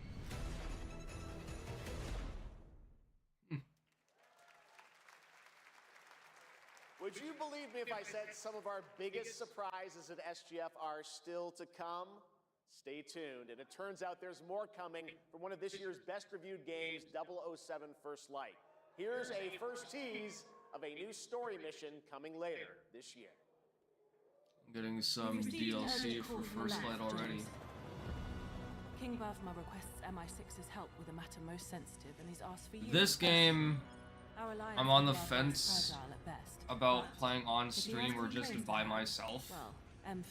Maybe I'll hold a poll for it, or I don't know. Does anyone in chat care about watching me play it? Best of luck, 007.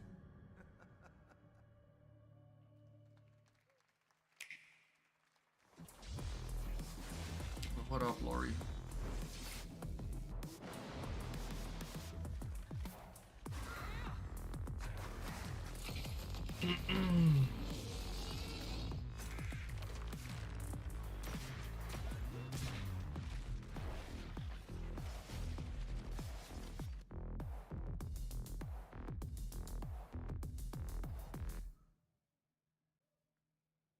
Brothers, the time is finally here. I know it's been difficult. All these years, the unbelievers mocked you for your faith. Tonight, we shall show everyone how wrong they were. Sleeper, awaken! How you doing today, Lori?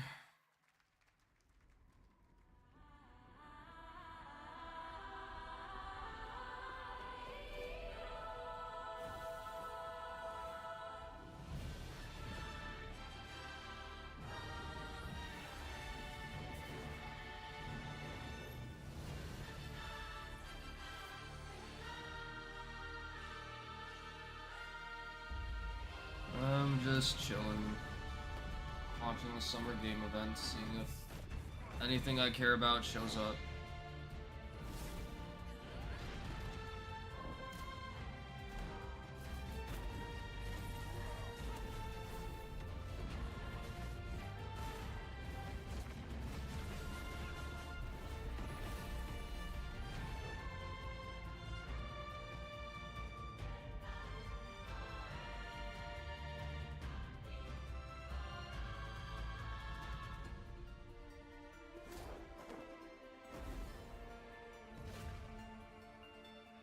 If it weren't for the fact the frame rate is just dying, I'd probably really enjoy this. This actually does look really cool.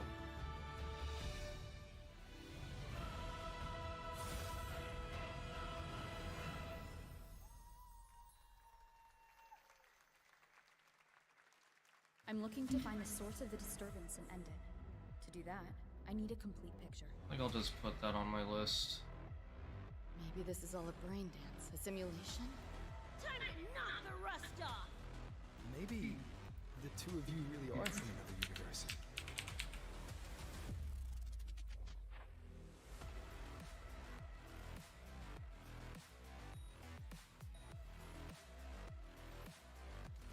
Did they announce Spyro yet? Bro, I would I'll erase you at the finish love line. it if they Delete announced a new Spyro game. I'd be so happy. That's all I care about. Just, you know, not just a brand new Spyro, but also like give us the option to have some kind of multiplayer with it too. Give me a new Spyro or a new Ratchet and Clank with multiplayer and my life is yours. Yeah, it does look like a gacha. Did they even reveal the name? What's ahead for Wuthering Waves and its collab with Cyberpunk Edgerunners on I must have June not been 8th. paying Now, if you attention. wanna track Yeah, all the Wuthering games shown Waves. today, head to That answers our question. player.gg/SGF to see the full lineup and wish list your favorites across all platforms. Right now, it's time for news on a massive expansion coming to a franchise that has been on this stage before. Dragon Ball Sparking Zero. Capcom again. Oh, is this Monster Hunter?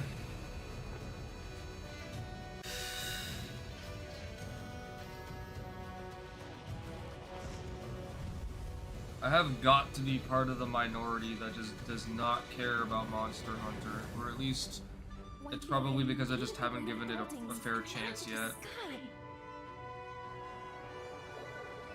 I can't stop wondering, how can all this exist up amongst the clouds?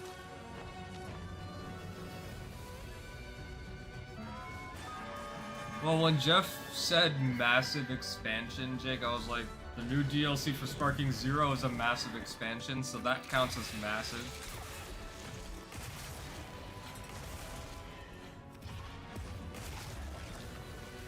Yeah, World, I think, is the one that I actually tried to start playing recently, which I think got renamed to Iceborne.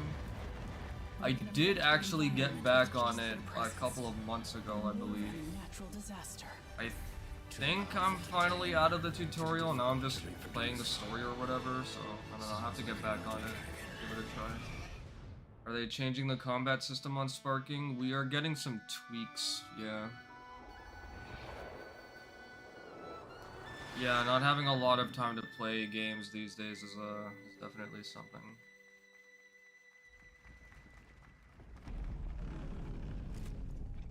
Ugh. 1-27.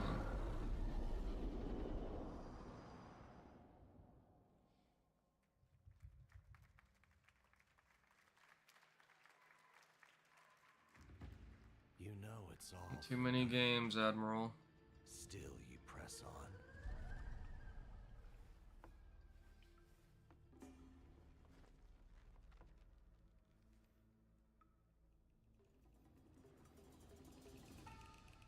Yeah, sparking mode is supposed to get a boost. Look, that sparking mode boost mechanic is like, tell me this game is not built for casuals without telling me that this game is not built for casuals and try to prove it to me.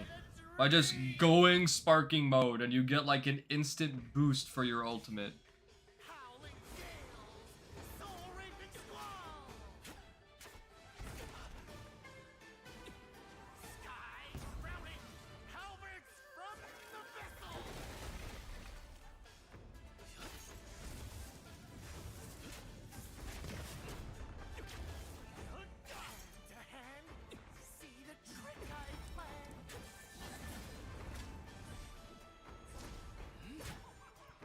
This is 720p? Okay.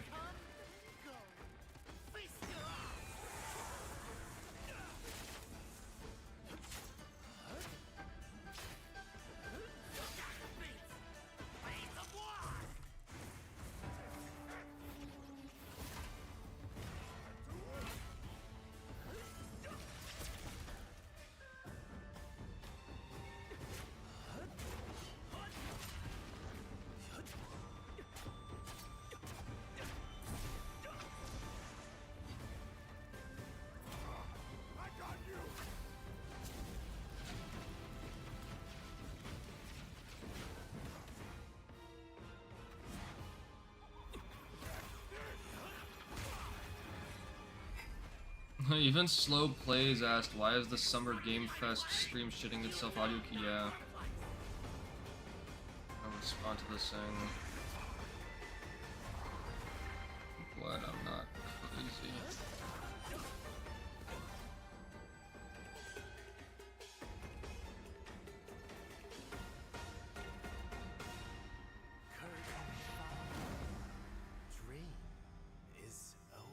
Swords of Legends. Gonna be dead ass. That game just looked like another Chinese Souls-like, so I just was not interested the moment it began. That was a new look at gameplay from Swords of Legend, a The name is cool though. RPG. There you saw a boss fight against Kong Kong Zi, with each move pulled from real centuries-old Chinese magic tradition. Now, how about a little toy car magic?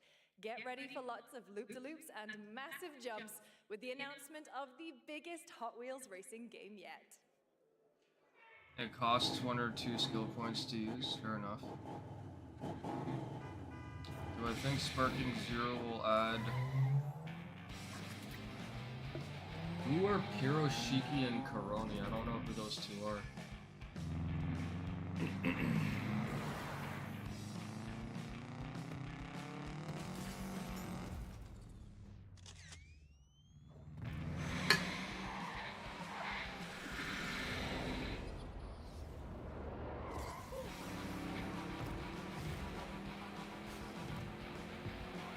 It's so funny just like looking at my stream on my third monitor here, and it's just like my camera is absolutely flawless, but then the stream itself, like the live feed for the Game Awards, is just like 10 frames per second fighting for its life.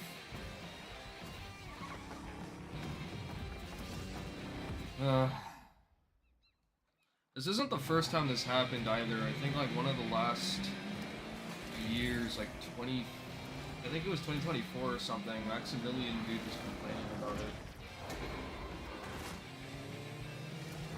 Mr. Satan's students, you know, the ones that fought Cell. I did not know that those were their names.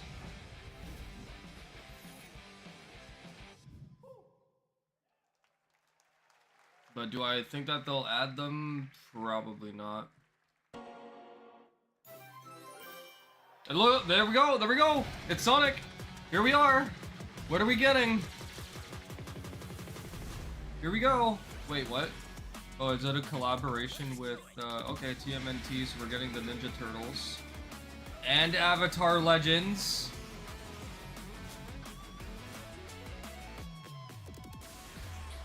This is year 2. Sweet, more new worlds.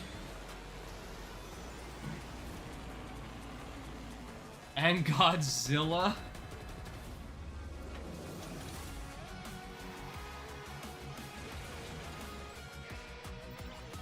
Evangelion. Or Evangelion, however it's pronounced. Because I don't follow that. Okay.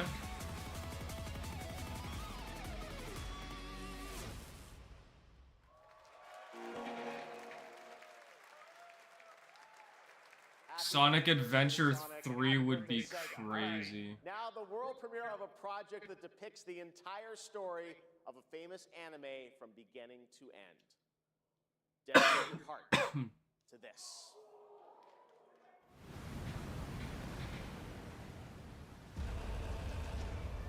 Attack on Titan? I never got into Attack on Titan, bro. I never got into this anime. Like, it was so overhyped, in my opinion, when it was rising to prominence in anime and the manga, that I was just like, oh my god, I'm so sick and tired of hearing Attack on Titan, Attack on Titan. But nowadays, I'm just like, should I try it? Should I give it a try? Should I give it a shot?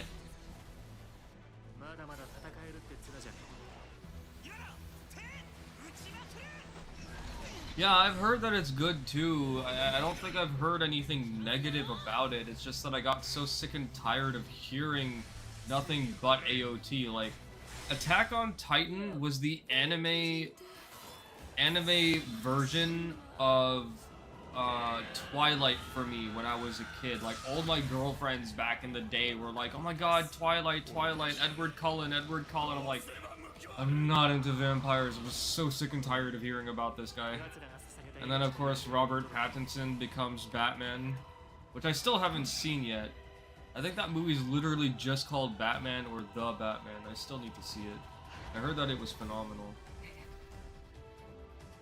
Can this stream please stop shitting itself? Did that say Attack on Titan 3? From many of the creative You just leaders brought behind back Forza terrible Horizon memories. comes a new cinematic open-world driving experience set in Monaco and the French Riviera, where the worlds of pro and underground street racing collide. Yeah, girlfriends, plural. It's just easier for me to say girlfriends instead of girls who are friends. Some of my closest friends are girls, actually. At one point, I think I even had more female friends than guy friends. Now, Dragon Ball, imagine. This is the new Dragon Ball right here, Shadow. It's right here. You're seeing it. This is the new Dragon Ball. We have 2 drivers dead. What's this racing game? I'm always down for a new racing game. You know what would be absolutely crazy is if they bring out another Crash Bandicoot racing game. Some people are meant. I know that Crash Team Racing Nitro Fueled was basically supposed to be the end all, but if they brought us another one, I wouldn't be mad. I'd still get it. There are 2 others. Oh, you mean the Attack on Titan games? I guess so. I wouldn't know. Dragon Ball Kart? Listen, we need a Dragon Ball racing game. It needs to happen. It absolutely needs to happen. Oh yeah, Sandland. I actually did get it on PlayStation 5. I'm not going to jail for you.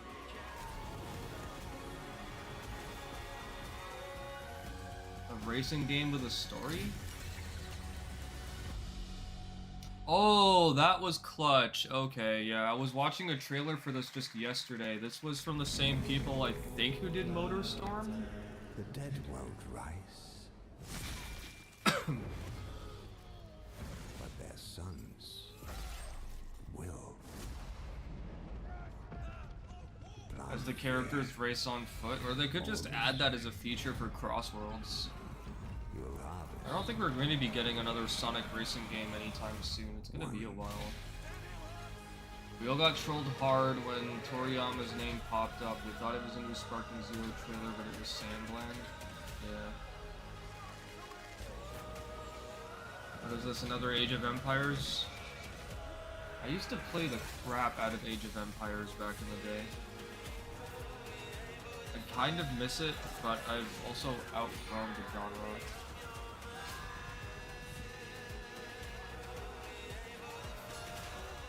We got 30 minutes left now, unless we're still going for, you know, beyond 7 o'clock.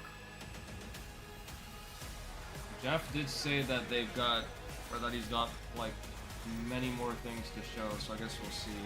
We definitely should be getting something Dragon Ball here, whether it's Xenoverse 3 or Sparking Zero's Super Limit Breaking Neo DLC. We gotta get one or the other. I don't think it's gonna be both. I feel like we're gonna get Xenoverse 3 probably at the next Japanese event, which I think, excuse me, is happening next month? Tokyo Game Show doesn't happen until October, if I'm not mistaken. We have lots more Summer Game What? Fest ahead. Yeah, and she trust just said that there's trust still me, plenty more. You definitely will So, want to stick around. what's the one that Right comes? now, here's a new look at Sea of Remnants from NetEase. Do I still have this on my list? I still have it on my list. I've already forgotten what this game is. I had it on my list and I never followed up on it. Tokyo Game Show is supposed to be in October, if I recall correctly. What show happens in July? I'm trying so hard to remember. What happens in July in Japan? It'll come back to me. All I know is that we're definitely going to be seeing it before the Game Awards in November, December. Where else would Sparking Zero DLC be announced if not? Well, like I said, if it's not going to be here... Actually, wait. Yeah, the DLC is coming out at like the end of this month, if not sometime next month, so it has to be here, right? It only makes sense if it is. I don't recognize these Dragon Ball characters. Goku and Piccolo will be everybody's game. Yeah, because they're the ones that had to take their driving tests in Dragon Ball Z. They said it comes out in the summer, yeah, so they have to show a trailer, or like one more trailer, before the summer. This is hilariously abysmal. It's like looking at my camera, the frame rate being perfectly fine, and then the stream just dying. Hello, Dante. Guys, is it me, or is there something off with this one? Yeah, he seems different. Has he always had that mustache? He doesn't have a mustache. Oh, yeah. Hey, buddy, what's your deal? Howdy. Name's Ryu. What's all this mess about me being different? Well, look at that. He sounds different, too. What in the Sam Hill? Everyone in Tokyo What in the Sam Hill? I know what this is. It's called a knockoff. Who do I think is going to be in the game? Well, you mean, out of all the Sparking Zero characters that have already been shown, like, who else do I think is going to be added? The Capcom Summer Game Sale is here. Take home genuine, bona fide, 100% authentic, real deals on select titles. No knockoffs. I can't do it if you're watching. Uh-huh. Ladies and gentlemen, representing the elite ranks of the Ark Society, I feel like Ice Shenron is probably gonna be there. They might throw in... excuse me, Chi-Chi, Arale, Tambourine. And they could easily throw in Dore or Nizu or Android 14 or 15 or Hachiak or Tarbal.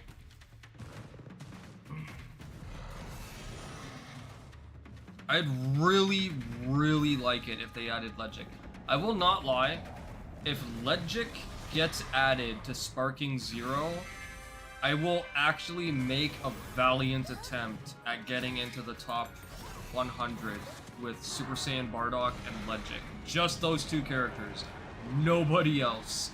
If those two characters, I mean, if Legic gets added and I have Super Saiyan Bardock and Legic, I will grind those two in Sparking Zero. Or at least try to, and see hopefully if my brain can actually take the brain rot of Sparking Zero. Yeah, I noticed, is this Pal World? Jake, how many people can play Pal World at once? Like, would you, myself, and Star be able to play it together? She already told me that she's played it. I haven't tried it yet. They better not put Tarbal in the game. Why?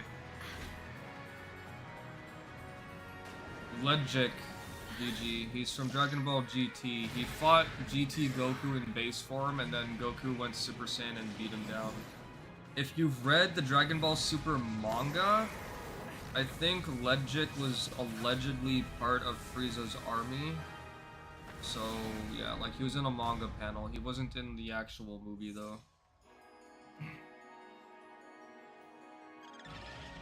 4 players? Okay. I ain't seen Tarbal since, like, 2012.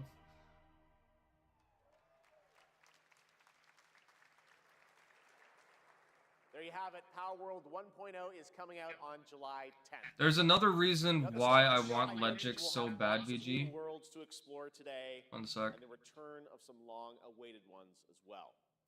This next game falls into that last category. It's been a long, long, long 8 years. 8 years? Kingdom Hearts 4? Homicide. 6 total. Everyone's already cheering, and I just don't know what we're looking at. Shredded. Yeah, everyone's already cheering. I am absolutely lost. But Ledgic is he's a dual wielding sword user. So that's like one of the other reasons why I would love to see him in Sparking Zero, because we don't have a dual wielding sword character. Imagine how cool that would be.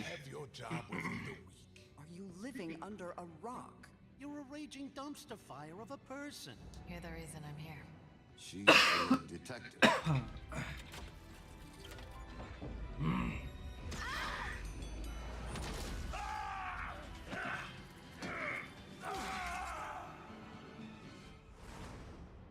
Ready to get to work? The only problem, Cobalt, is that the swords, in my opinion, in Sparking Zero sound like trash, bro. Like, if you compare how the swords sound in Tenkaichi 1, 2, 3, and Raging Blast 2, I don't remember if Sword Trunks used his sword that much in Raging Blast 1. The sound effects for the swords in the Tenkaichi trilogy and Raging Blast 2 are just mwah, chef's kiss. They are so good. And then you go to Sparking Zero, it's just like generic sword swings. Like, come on. And don't get me wrong, like, the sound work in Sparking Zero is one of my favorite things about Sparking Zero. I just wish that the swords sounded better. Literally one of my favorite sounds in Sparking Zero is when Final Form Cooler's mask comes on. Venom, what's up? It's great to see you with that membership badge. What year is that? Is that a 1 year? Oh, you're at 6 months currently. Good shit, bro. Thank you so much for 6 months of support. I appreciate you. I'm gonna be trying to actually start pushing stuff for the members probably during or after this summer, because I've just got a lot of stuff going on this summer, so I'm not sure how much I can do. Like, I can do streams, I'm just not sure how much I can do beyond that. So, yeah. But again, thank you so much for 6 months of support, Venom. I really appreciate it. I'm grateful to anyone who becomes a member on my channel, honestly. Lord knows it helps with how awful Canada's economy currently is. I appreciate you, Venom. With all my heart. Thank you so much. Never heard of Bigby before this, nor did I. There's a video out there where someone critiques and improves the Sparking Zero sound design. Oh, really? Cobalt, if you're in my Discord server, I would actually like to see that. Exclamation mark Discord in chat, by the way, if anyone's interested in joining the server. If you're not in there, Cobalt, do join, if you don't mind, and send it to me. Or just tell me what to look up, and I'll find it myself later. Quiet. They're moving. Initiating C3 sync. Ready, Angel. Roger, Kenna. Tracking. Doors closing. This isn't Lord of Mysteries or Silver Palace or anything, is it? Be better for both of us if we got out of here quickly. In the movies, this is always where things go wrong. Hey. Anime Cyberpunk 2077. I know this is not a Nanta.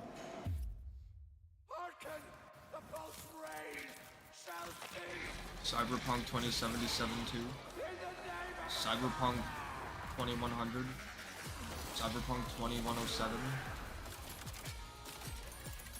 Anime Cyberpunk. VG, she looks so cool! Me, 5 frames per second, yay! Dude, what is wrong with this stream? I'd probably be enjoying a lot more of the footage if this stream was not fighting for its life.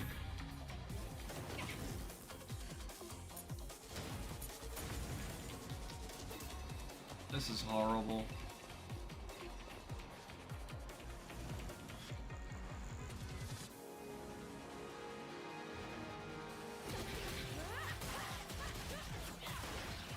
Wait, is this Stellar No, it can't be Stellar Blade 2. She's not using a blade, she's using her fist. Oh, what is this? Stellar Fist?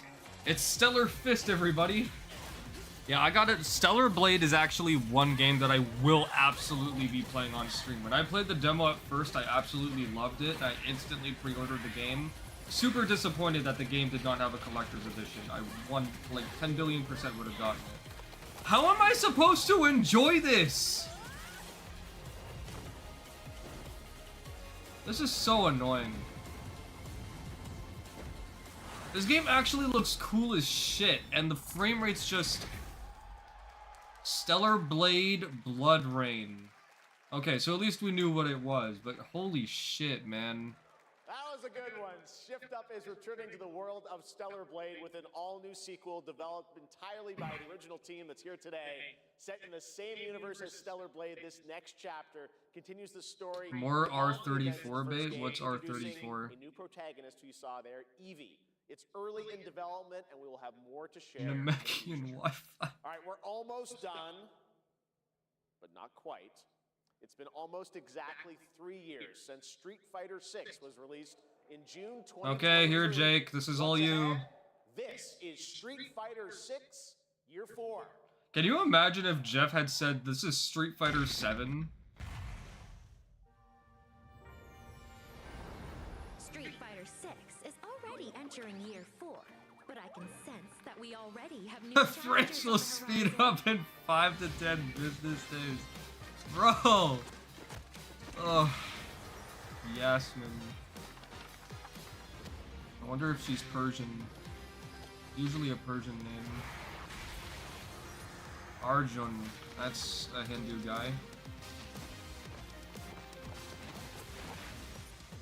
Bosh.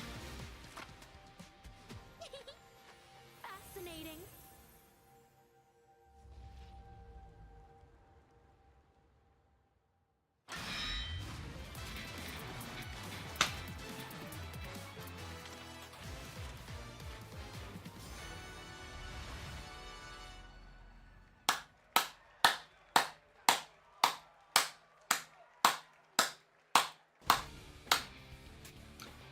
Tifa is actually happening.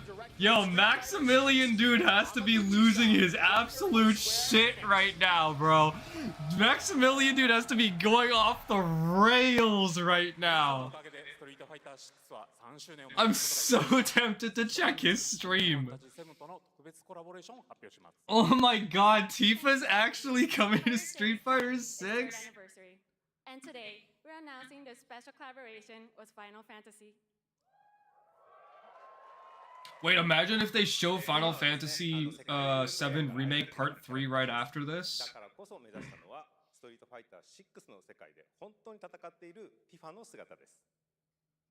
Tifa is a character loved by the players all around the world. That's exactly why our goal was this: to bring to life a Tifa who truly fights within the world of Street Fighter 6. That's exactly why she's perfect for Street Fighter 6 and Tekken.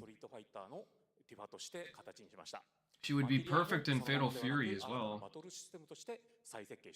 Yeah, I don't know who Yujiro is, that's why I didn't get too excited about his reveal for Tekken. He looked really cool. I think he's from a manga anime called Baki, and I've heard a lot about it over the years, but I've never looked into it. What exactly is Baki? Am I pronouncing it correctly? But we adapted an iconic Final Fantasy element to the battle experience.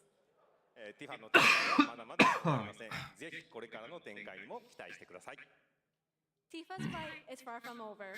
We hope you all look forward to what's coming next. I'd get Tifa's earring. Thank you, Videl is Street Fighter 6. Yamaguchi-san and Nakayama-san, for coming all the way from Japan to join us for that special moment on stage. Then we'll see you guys Grappler again Baki. later this year. All right. Well, now it has come time for our final announcement. I know. What's it gonna be, guys? That's 13 minutes, Jeff. Any guesses? No. Frankly, I don't know what I could say. Kingdom to Hearts set this moment up 4. besides Final Fantasy this. 7 Remake Part 3. Get ready for the final battle. Oh, Final Fantasy 7 Remake Part 3? Is this it? Long ago, a shadow fell upon our planet. No, it's not it, is it?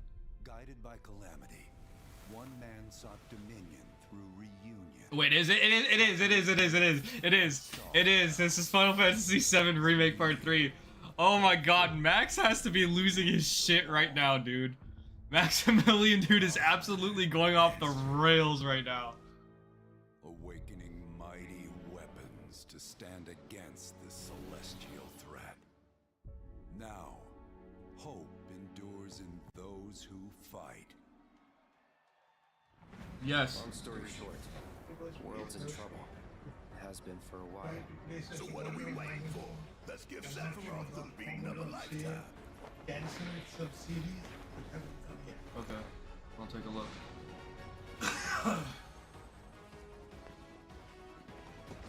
The frame rate is just about hanging on right now.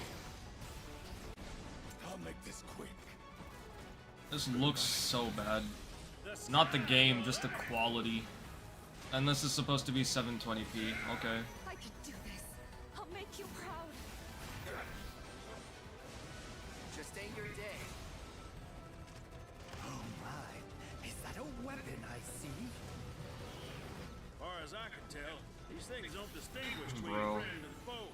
Save the planet by killing her protectors.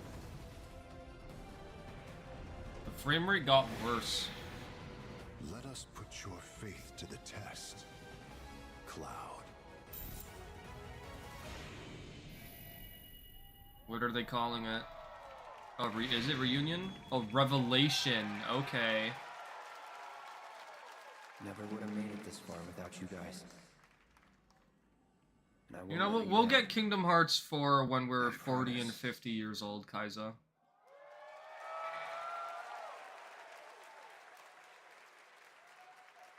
There you Shut have up, it. Soap. No, he's not done yet. Please join me in welcoming back to Summer Game Fest the director of Final Fantasy VII Revelation, Naoki Hamaguchi-san. I wonder why they went rid for the Revelation. Yeah, the frame rate is like fighting for its life, Mew. I'm back. Wait, Kaiza, you're 37? Oh yeah, I think I remember you saying that at some point in one of the other streams. You've been around quite a while, huh? I'm a little surprised you never bothered trying to start your own YouTube channel. I'm truly delighted to unveil Final Fantasy VII Revelation, which is launching simultaneously on all platforms.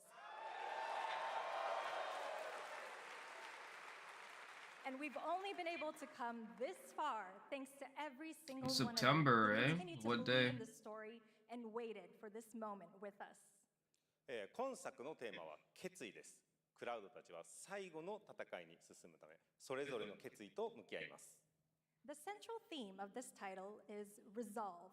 Cloud and his companions each confront their own destinies and find the resolve to march toward the final battle.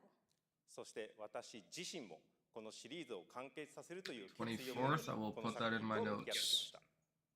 I too have carried a promise in my heart throughout this journey, the resolve to see the series through to its very end.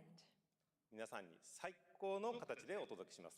Imagine if they dropped the Kingdom Hearts 4 trailer right after this, just before the show ends. Please stay with us and witness what lies beyond that resolve. Today, to help guide us on our path, please show me in Welcome to the Stage the voice of Vincent Valentine, Matt Mercer.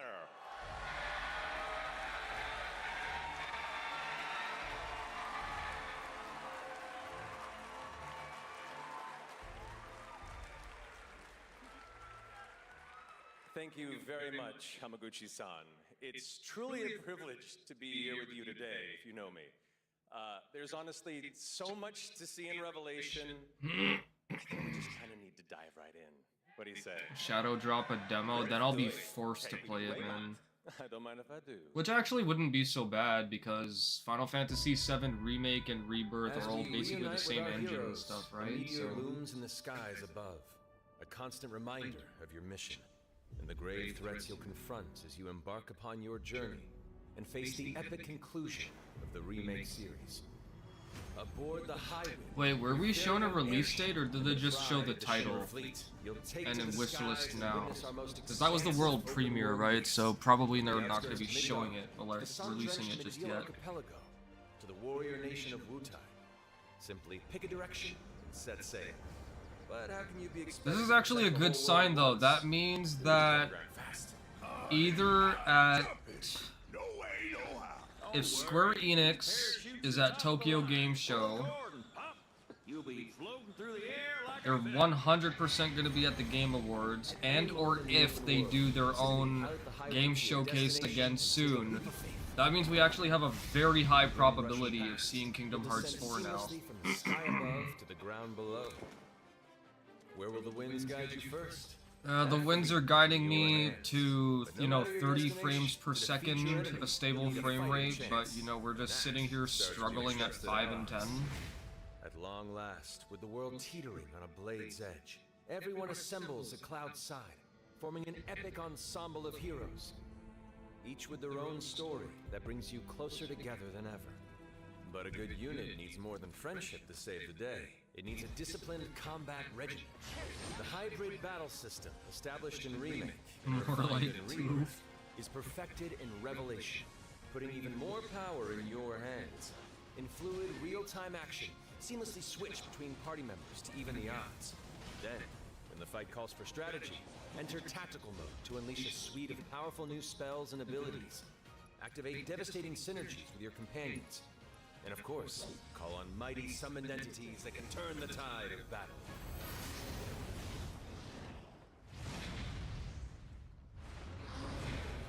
This just reminded me that I still haven't played Final Fantasy 16. Played the demo though.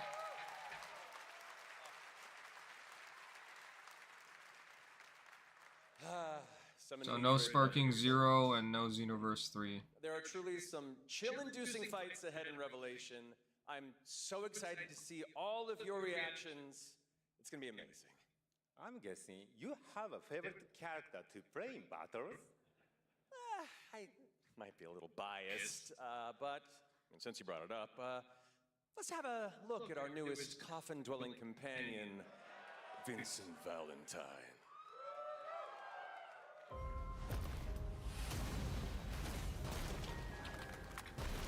I won't return to my coffin until we've put Sephiroth in haste. Vincent is a deft Another game in your library waiting to be played. Did you play the demo at least, Kaizo? But there's more to this secretive former Turk than meets the eye. The result of Look, it's experimentation Goku. at the hands of Shinra. Vincent can transform into the galleon beast at the press of a button, gaining tremendous power while transformed.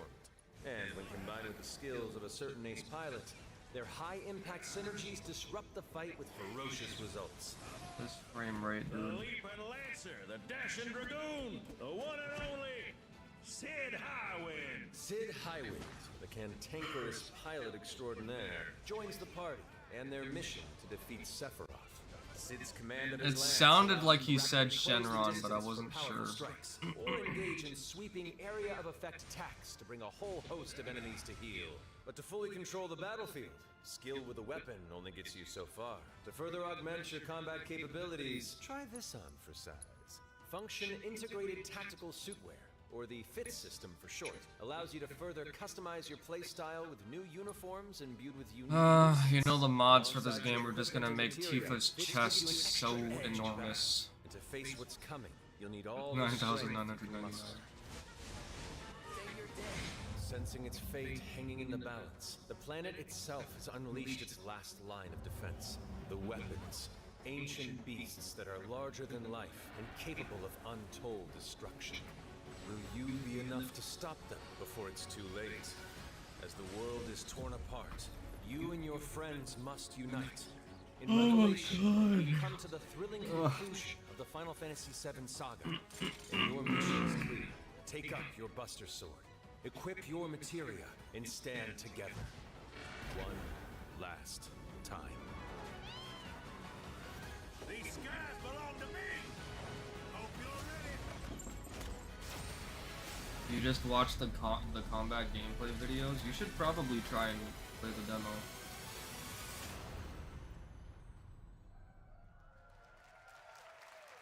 And Summer Game Fest is over. Well, thank you all. Thank you, Hamaguchi-san, for bringing us this extended look at Final Fantasy VII Revelation. I think I speak for all of us when I say we cannot wait to play it. But, Mark, I think we ended the video too early. I hate to leave a story. You didn't see a damn thing. Is that right? Well then, you better take a look.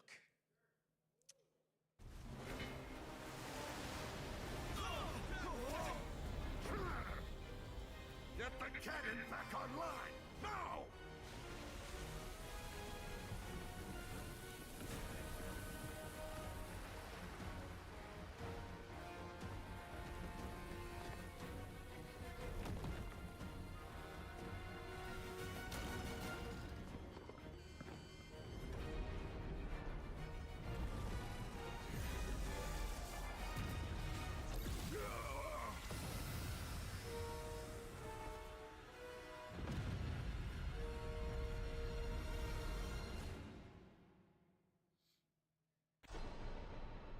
At last, the promise is fulfilled.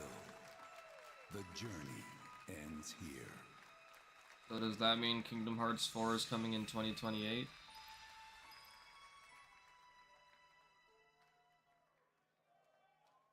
There it is.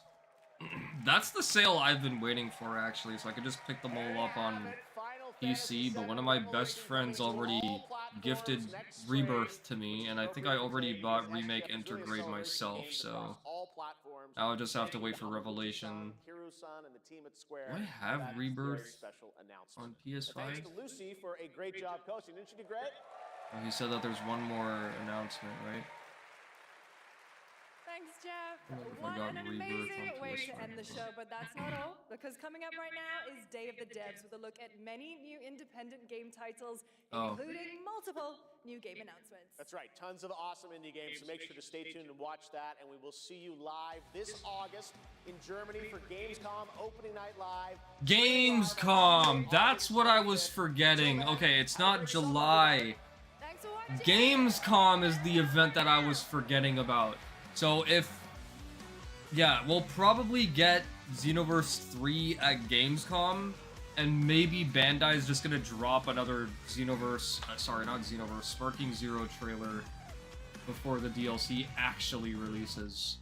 Gamescom is the event that I was forgetting about. Oh my god. Gamescom is what I was trying to remember.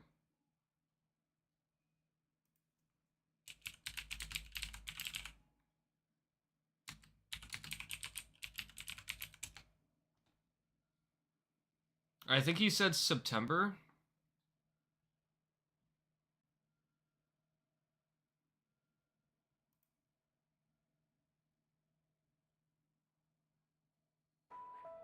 Sorry, not September. August.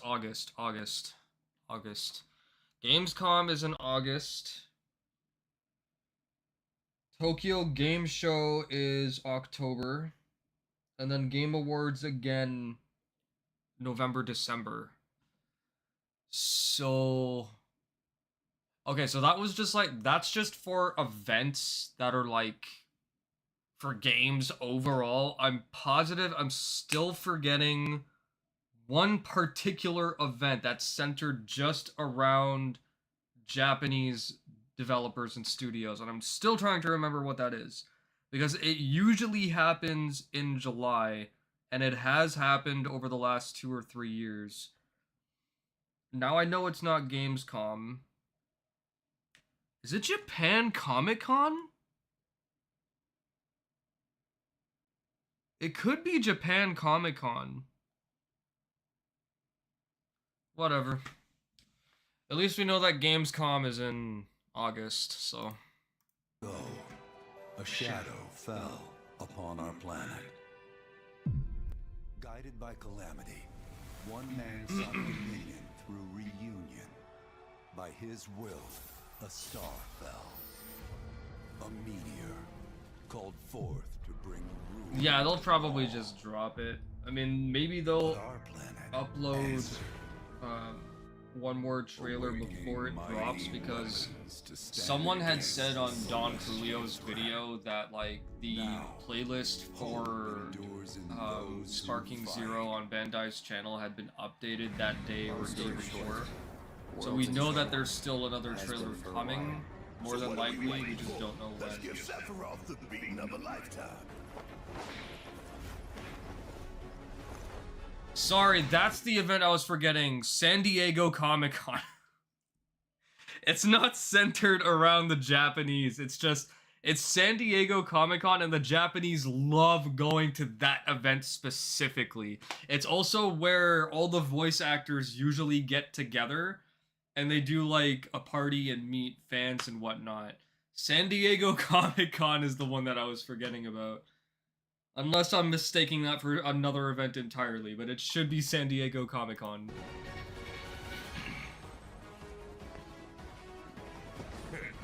You're mine. I'll make this quick. Good night. The sky's the What's wrong, BG? I could do this. Listen, man, there are so many events that happen, I just can't be bothered to remember them all, especially when I'm not attaching any importance to gaming anywhere near as much as I used to. Is that a weapon I see? Far as I can tell, these things don't distinguish between friend and foe. Save the planet by killing them. Is this still actually 30 frames? Yeah, this is not 60, bro. Put your faith to the test, Cloud.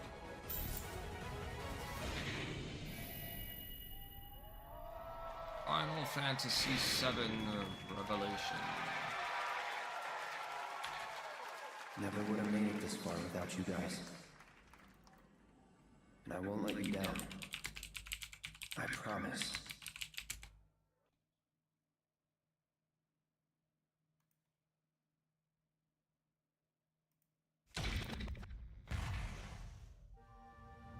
Finally got to see the trailer. Dude, that stream was a struggle and a half, bro. Oh my god, it was so bad. Okay, so unless they're changing her origin, Yasmin is definitely Persian. Arjun is definitely Hindu. And who is the third person? Oh, Bosch. I don't know who this guy is. Not that I know the other two, I just don't know the origin of the name Bosch. And then Tifa. Tifa Lockhart.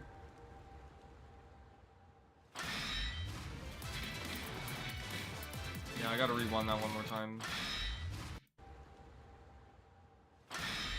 Yeah, she punches it. Oh, that's right, she just comes up from below and punches it. This is so cool, just seeing Tifa on an advertisement page for Street Fighter. Oh my goodness. This is like the best time for me to get into Street Fighter now. Even more so because just the other day, I finally got back on Tekken 8. And I was practicing with a character that I wanted to main for a while, Lydia Sobieska. So you guys will be getting Tekken 8 gameplay from me very soon because I also finally have an arcade stick. So you guys will be getting a couple of other games, not just Tekken 8, but I've got a lot of plans for the channel. There's a lot of crazy shit that I've got planned. I just don't know if I can execute it. So we're gonna see what's gonna happen. What else was there that really... Oh yeah, this.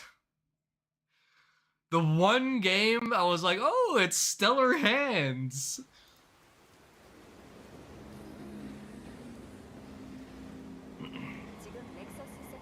Finally got to see the trailer. Oh my god. I got you, Kaiza. I didn't even hear the music at first.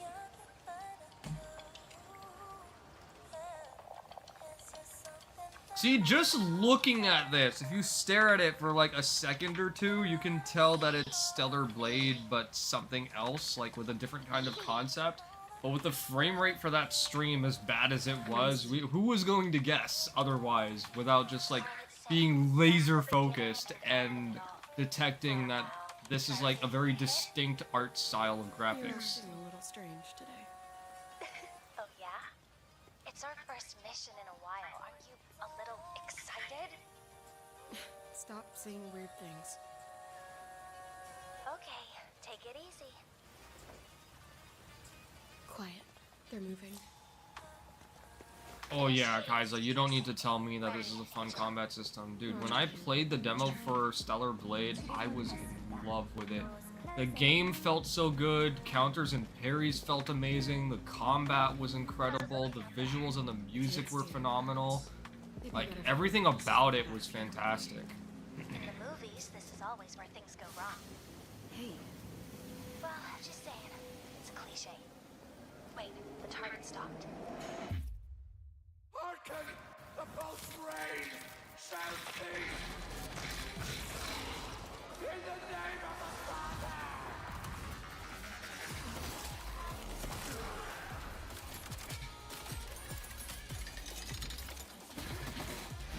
Virgil Judgment Cut? I don't know what that is.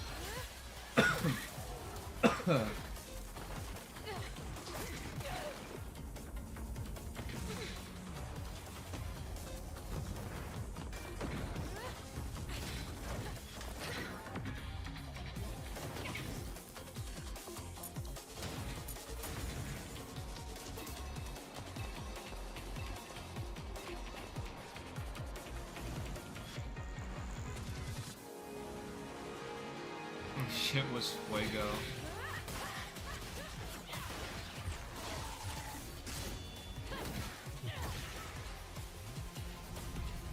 Yeah, just send it to me on Discord, Kaizo.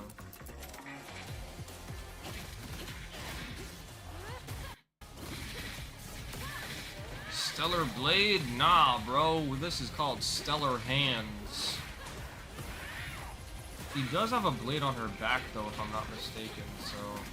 If she's this strong with her arms, her hands, I wonder what the sword combat's gonna be like.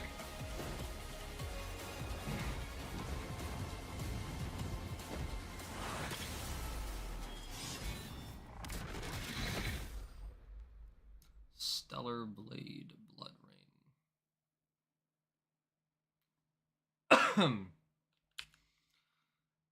Okay, is there anything else I'm forgetting? Oh, Resident Evil Veronica. That was 4 minutes long. Oh yeah, Virtua Fighter as well. What else? That was it, right?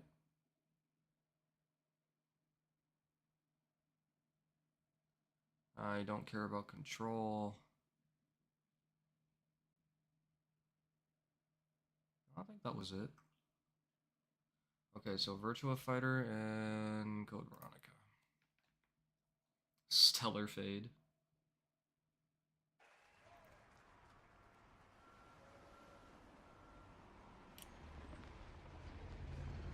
So it's just Resident Evil Veronica.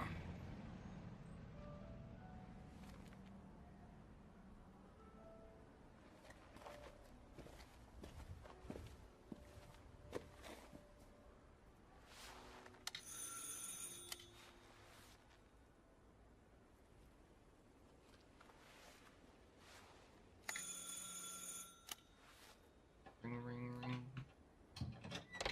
Oui? Qui est-ce? So, you're the American who called earlier. The sister of the man on the 3rd floor. Ah, welcome to Paris. It's so nice to meet you. So since they're doing It's freezing. Veronica, Come in. does that mean that the I next don't want you to get cold. remake is going to I be... hate to say it, but your Is it going to be brother is- Resident Evil 5? Because the ending of Resident Evil 4 Remake led straight into 5? Or is it going to be Resident Evil Revelations? I wonder. In we go. Because I don't think we're going to be getting Resident Evil 10 anytime soon.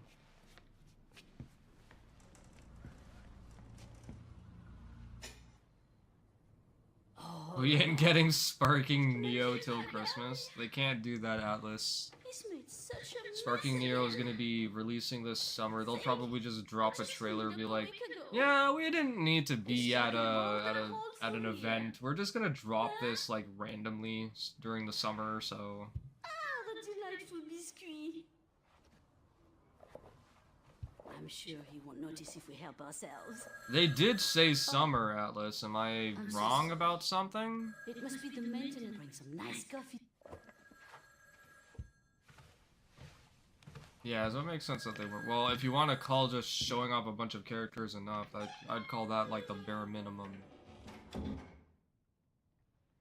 But then again, like, Sparking Zero is mostly about just, like, the cinematic attacks, so I guess that's probably why they didn't give it any more importance.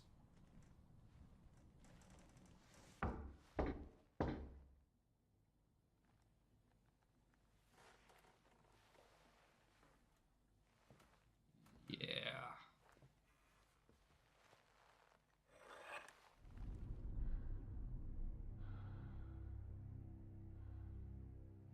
Pretty much, yeah. Either way, I'll be back on Sparking Zero once that DLC drops. I would like to grind to top 100 Super Saiyan Bardock. I just don't think that my brain and hands are gonna want to do it because, you know, coming from Tenkaichi and Raging Blast, Sparking Zero just feels like an abomination by comparison. But,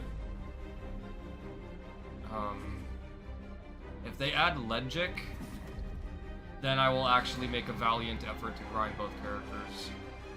Super 17, I would grind Super 17 just to spite Demon Joe. Just to spite the frick out of him, I would do Super 17.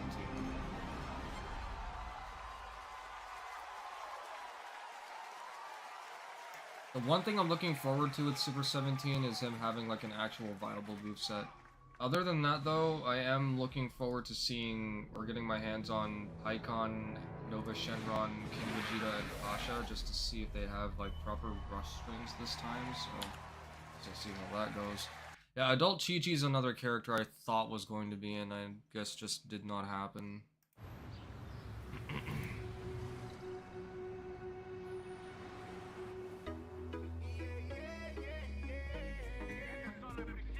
I told people you were gonna do that in Fried's chat. Oh, you did? Who did you tell?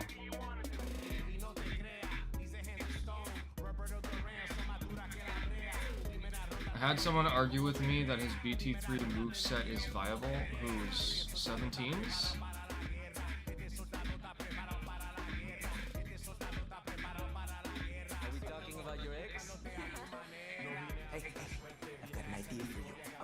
Super 17 does not have a viable moveset, yeah, it's just, heavy finish, flying kick, heavy finish, if I'm not mistaken. I know. And most people only ever used him because he was a little quicker than usual, and Hellstorm was a pain in the butt, so. I can definitely see Super 17 being given a rolling hammer, I just don't know if they're going to be giving him a blaster wave. Like they gave 16 a blaster wave. It's me. There he is! Shit. This is not gonna blow over. Anybody that was gonna main Super 17, I said no, Hawk is going to take #1 despite Demon Joe. I'm saying that I will, but in all reality, all realism, I don't think I'll bother doing it because Don did make a statement at the end of his video reviewing my DLC concerns video, saying that he doesn't think I'll end up doing it because of all the cheaters and boosters. And you know what? He's 10 billion% correct because, like, let me put it this way. As much love as I still have for the Tenkaichi series, I am not willing to sit here and waste hours upon hours upon hours fighting for my life like Schromer was doing initially to get the cheaters and boosters off of the board. Like, Schromer put in a valiant effort to do that, and I really respect him for it. But people are treating Sparking Zero as if it's literally like paying their bills or something of that nature. So I just can't be bothered. I've got other things I want to do in life, man. Like if getting a title with a character on a game with no tournament scene, which looks generic at best, is what gets you up in the morning to turn on your platform to play Sparking Zero, do you, I guess. Like, I would like to try getting into top 100, and if the game mechanics are good enough that I can actually...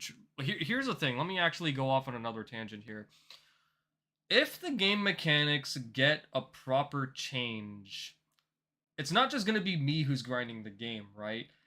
All of us are going to be collectively grinding the game, and I know that us North Americans aside, the European players are going to be on that shit, and unlike us Americans, the European players do not frickin' sleep. Like, one hit is up at like 3 freaking o'clock in the morning. Hakimatsu doesn't sleep. DMS doesn't sleep. None of those European players know the meaning of the word sleep. So all of us, either way, will be collectively playing together online to keep all the boosters and cheaters off the board. That's the solace that we all have. So even if I'm not playing, all of you guys are going to be playing anyway, so that like cuts my workload in half. I don't have to give a shit. I can just play the game, probably actually grind the game properly. If the game gets a proper rework with the game mechanics, and then all of us can just happily grind the game and actually be rewarded for something, and just...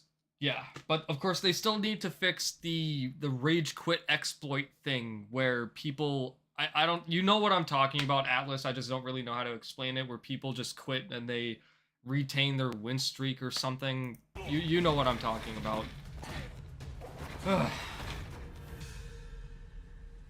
As much as I would love to spite Joe by getting #1 Super 17, I don't see it happening because for my hands to go from Tenkaichi to Raging Blast and then go from Raging Blast and Tenkaichi to Sparking Zero, where the game mechanics just do not feel smooth in any sense of the word, is just a Herculean effort that I'm not willing to put myself through, especially when it's probably not going to do anything for me except bring in a lot of views, which in turn will probably get me some revenue, but I've got better things to do that can give me more revenue, so why would I waste my time?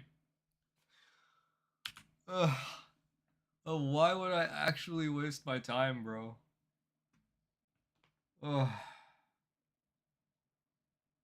Why would I bother? Was there anything else I saw in that which oh yeah.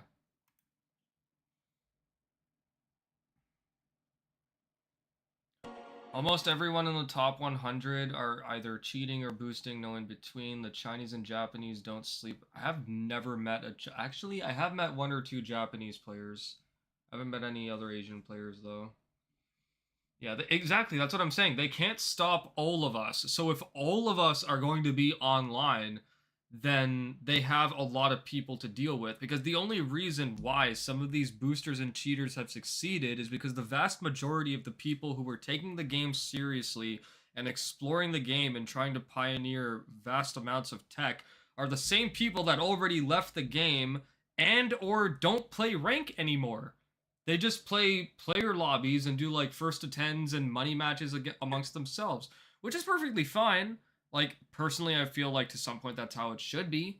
Or, I mean, it's also keeping the game alive in another way. But if the game mechanics actually get fixed to the point where it can bring everyone back, including myself and maybe some of my friends as well, everyone is going to be playing and everyone is going to be keeping all the cheaters and boosters off the game. Like, it's going to be astronomically easier than it was before. It's literally going to be the case. Yeah, G-Blue mirror matches are just not it. Like, I mean, hey, you guys do you, right? If it gives you enjoyment for the game, then do what you want. But yeah, personally, I don't support that. I support the fact that the game is being supported, if that makes sense.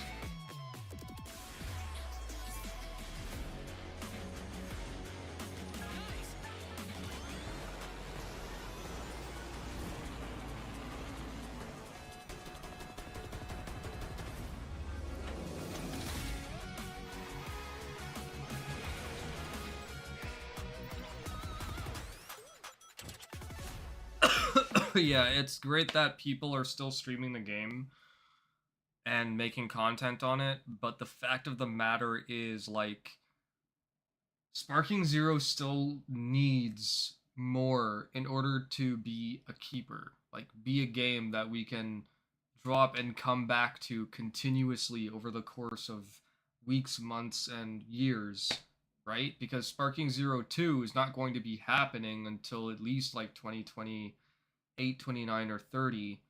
And obviously Bandai is under a contract to output a new Dragon Ball game every year, so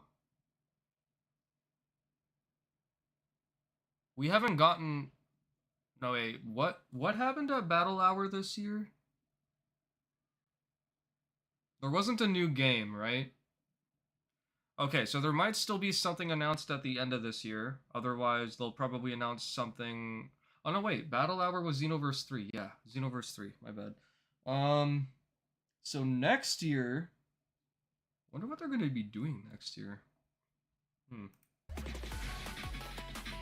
But yeah, where I was going with that is that if the mechanics get fixed for Sparking Zero, then it can be the game that all of us can enjoy together, and we can easily keep all of the... Do you want to see SDBH content in SC for DLC? Izzy Killa, thank you so much for the $2 super chat. I super appreciate you. Do you want to see Super Dragon Ball Heroes content in Sparking Zero for DLC? You asked the wrong person that question. I want to see Super Dragon Ball Heroes characters in Sparking Zero more than freaking anything. You guys want to know the one character I want from Super Dragon Ball Heroes? No, I'm gonna search this up on my other monitor because I don't want to spoil it. You guys want to know the one character that I want in Sparking Zero from Super Dragon Ball Heroes? This one character I feel would be amazing in Sparking Zero.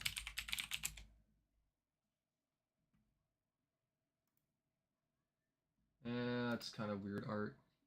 That's also kind of weird art. Do I want this image? Fine, I will take this image. I want Hearts. Hearts needs to be in Sparking Zero. This character would be so cool in Sparking Zero, bro. You have no idea. When I first saw what they were doing with this character in Super Dragon Ball Heroes, I'm like, that is such an interesting, neat concept. Can you imagine what his combat style would be like? It would be so sick. And then after Hearts, obviously, we have, what is it? Timebreaker Bardock. We've got Super Saiyan 3 Rose Goku. We've got Super Saiyan Turles. Niyu, exactly. Yeah, Izzy. You guys know exactly what I'm on about. And then, of course, if we get the character that finished off Hearts, which was basically some combination of Ultra Instinct fused with Super Saiyan Blue Evolution, because I think at this point in Super Dragon Ball Heroes, in the manga for Super, Vegeta did not actually have access to Ultra Ego yet, or maybe they just didn't do something there, but getting Gogeta with that Ultra Instinct fusion with Super Saiyan Blue Evolution would be so cool to have in Super Dragon Ball Heroes. Like, actually, Golden Metacooler as well would be super cool, Doctor. Like, actually, I would love Super Dragon Ball Heroes characters in Sparking Zero, and I really hope that it happens. But if it does happen, I don't want it to be in Sparking Zero currently.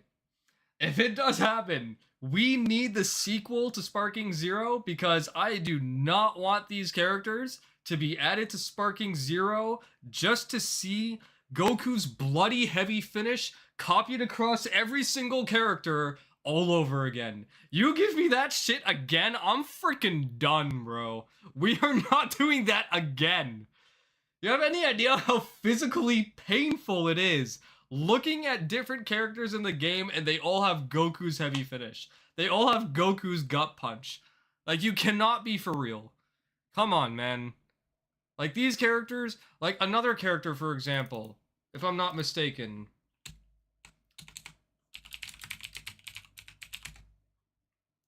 Super Saiyan God Trunks. Have you guys seen Super Saiyan God Trunks and Super Dragon Ball Heroes? He actually has a move where he takes out his sword. He takes out his sword. He draws a perfect circle with it. And then a mature version of Supreme Kai of Time emerges from that circle and does like super healing stuff. Like, her design was so cool. Like, there's so many awesome things that happened with Super Dragon Ball Heroes, which I would love to have in Sparking Zero. I just don't have any faith that if it does happen before the sequel to Sparking Zero, or Sparking Zero doesn't get the overhaul it requires, all of these characters should not be added to Sparking Zero because they're just going to end up being clones. Like, that's one of the reasons why I have to buy the DLC for Sparking Zeros, because I have to do a review of it, because my greatest fear with GT Trunks and GT Vegeta being added to Sparking Zero is the fact that the probability of GT Trunks and Vegeta being just reskins with new cinematic super attacks is extremely high, dude. Like, yeah, give me Gallic Gun or another Final Flash or something for the 9 billionth time, because that's totally what we want, right? Like, when people get these characters, they're just like, oh, we've got GT Trunks, we've got GT Vegeta now, they're like super cool, they can do this and that. And then you look at the other character and it's just like, oh, this Vegeta can do that too. That Trunks can do that too. Like, it's so dumb, bro. Like, if we're going to be getting any of these characters in Sparking Zero, it either needs to be when Sparking Zero gets an overhaul, which is probably going to be never now that I've looked a bit deeper into it, or it's got to be for the sequel. So, yeah, that is my problem currently with Sparking Zero. Super 17 is going to have Z17's moveset. That's honestly not bad. When I say, like, the cinematic supers and whatever, Super 17 more than likely is going to have Full Power Energy Wave and Hellstorm, and then, you know, his Shocking Death Ball. After that, he'll probably have Android Barrier and maybe Pump Up again. But when it comes to his Rush Strings, he'll probably have Z17's moves, which is fine, because it's just Z17 fusing with Hellfighter 17. After that, obviously he has to be given proper rush chains. So like Raditz and a bunch of other characters in Sparking Zero were given proper treatment to the point where they actually got proper movesets. So Super 17, like we discussed earlier, will more than likely get Rolling Hammer. Maybe he'll get a Blaster Wave. We don't know. What's up, Zoom? Namco not announcing no sparking when they the gain amounts of crazies. You know what we wasn't getting, bro? Oh, hey, you're the same person that I commented, whose video I commented on recently, right? Critiquing the Super Limit Breaking Neo DLC. Yeah, your name looks familiar. I think you're the same person, right? But yeah, Xenoverse 3 I was hoping to see. Sparking Zero, I'm not too concerned. Super Saiyan 4 Vegito Neo, bro. Like, people would have a meltdown if we got Super Saiyan 4 Vegito. Dude, I just remembered, what if we ended up getting Super Saiyan 4 Limit Breaker for Goku and Vegeta, and then we got Super Saiyan 4 Limit Breaker Gogeta? Oh my god, you know what that just reminded me of? Guys, hear me out. If we ended up getting Super Dragon Ball Heroes characters, Super Saiyan 4 Twin Dragon Fists. Does anyone remember when Limit Breaker, Super Saiyan 4, Goku, and Vegeta together did Dragon Fist? When I saw that move, I was grinning from ear to ear. Dude, having Super Saiyan 4 Limit Breaker Dragon Fist in Sparking Zero would be beautiful. That would be amazing, dude. That needs to happen. Who's another character that could be added from Super Dragon Ball Heroes? I feel like I'm forgetting someone. Oh, I guess, Future Gohan.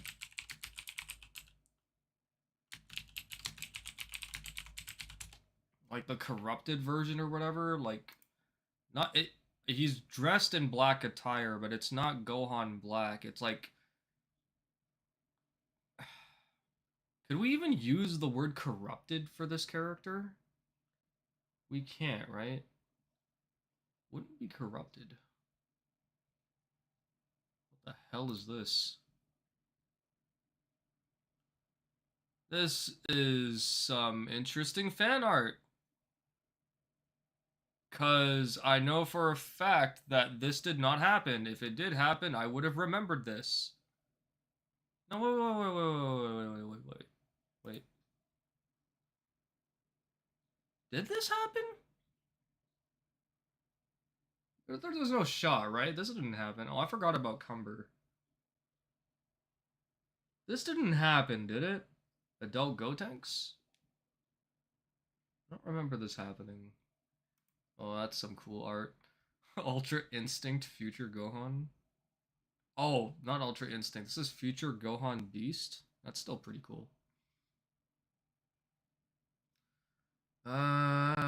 Is there anyone else I'm forgetting? Anyone else at all?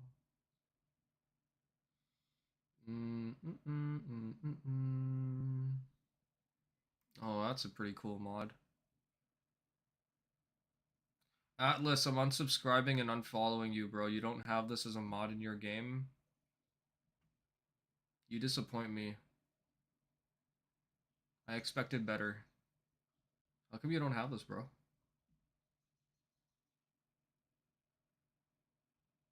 Dude, don't even play Go. Excuses. Excuses. Black Cooler. Super Saiyan 4 Broly? I completely forgot that he was a thing. Wait, didn't Bardock go Super Saiyan 3 as well at some point?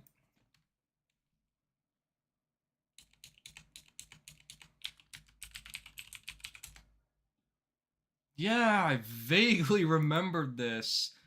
Super Saiyan 3 Bardock would be absolutely insane. Yo, Mr. Fantastic Smile, how we doing? W Attack on Titan, no Xenoverse 3.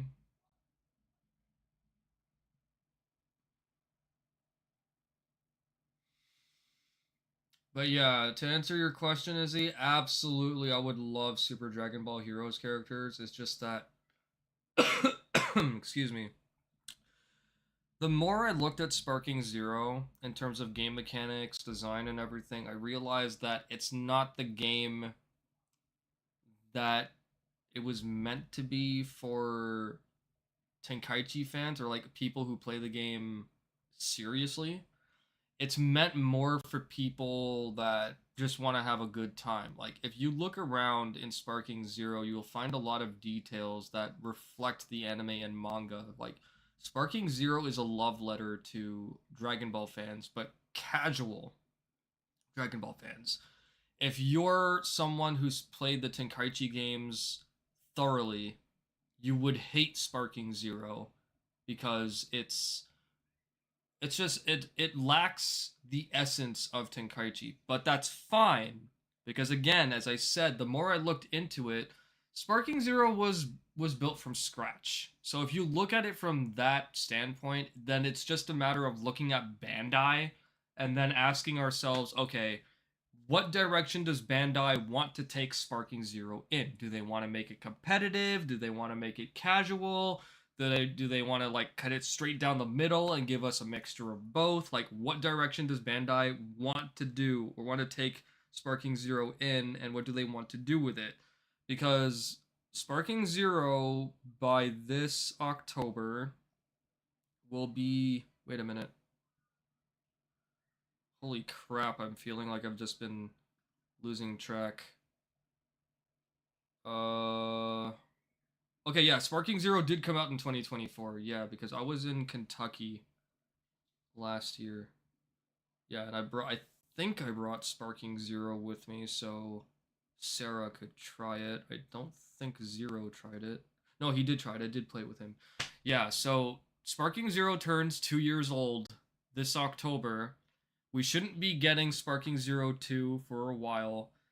And depending on what Bandai actually wants to do with the game,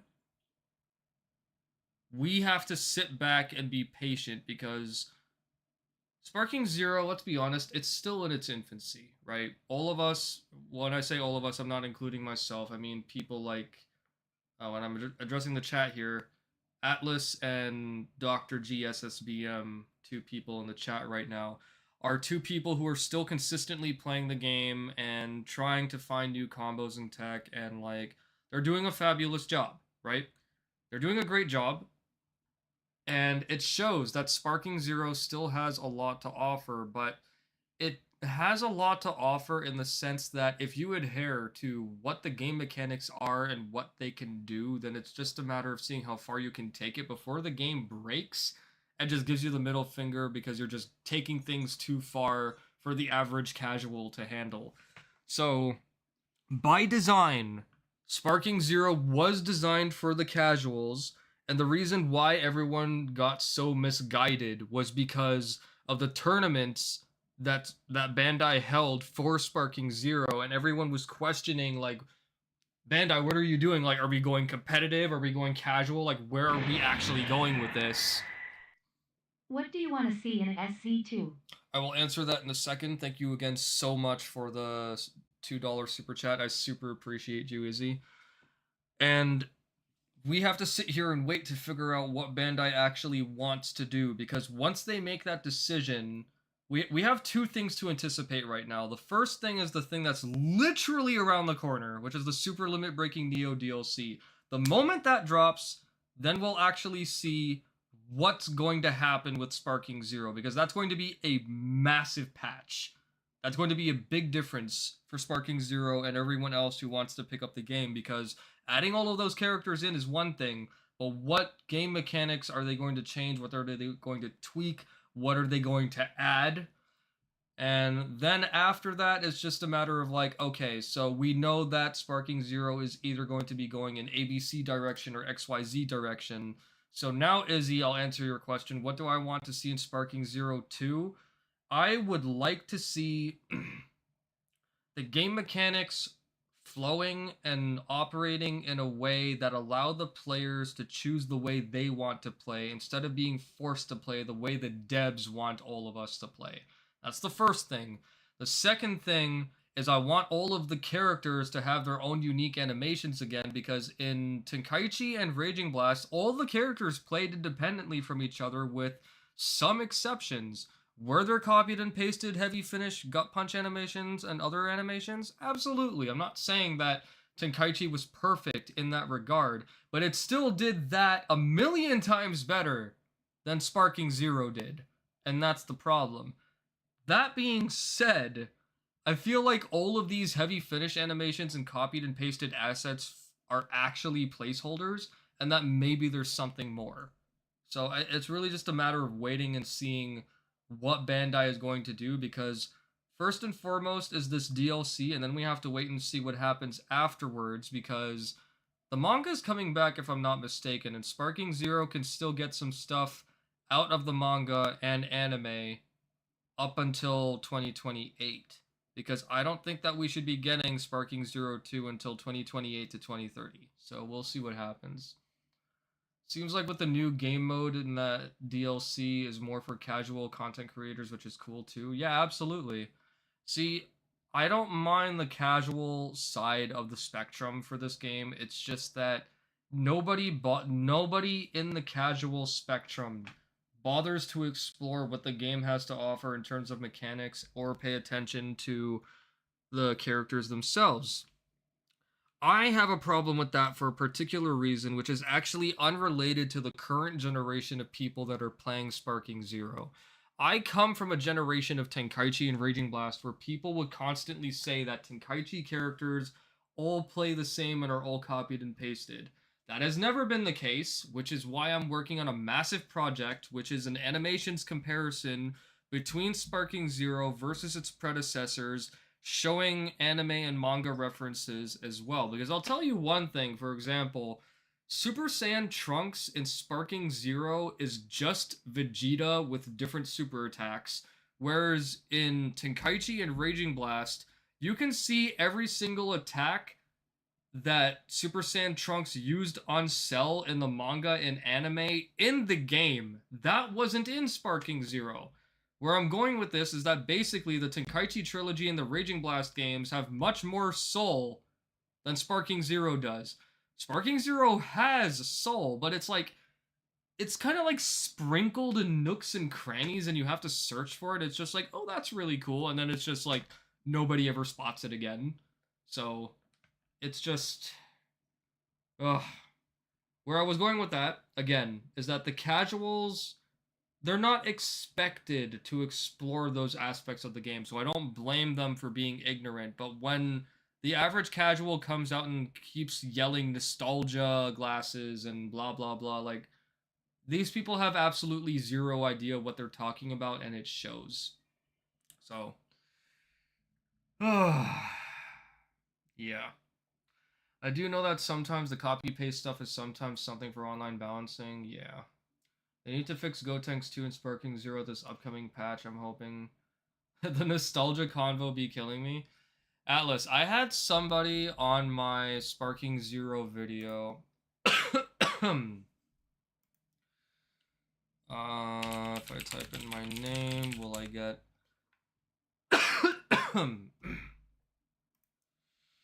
Special move shape. I had somebody comment on this video somewhere, saying that, so this person's comment, was it here, or was it, I think it was on Quaishan's video, comment, where's his comment?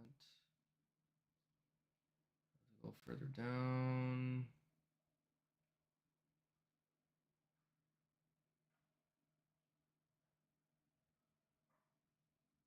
Here. No, wait, is it this one? No, it's not this one. Okay, so there is a comment somewhere here where someone responded to someone else's comment saying that Tenkaichi 3 has more recycled animations than Sparking Zero. I was out of town when I read that the first time, and I was just like, yeah, you guys don't play these games, and it shows. And someone else responded to them. Now, here's my problem with this person. Not the comment, the person. If you guys know, I'll read that in a second, Jaden. If you guys know me, you know who I am. As the former #1 North American player for Budokai Tenkaichi 3, what's the one thing that I've been known for? Using every single character in the game. That's one of the things I was known for.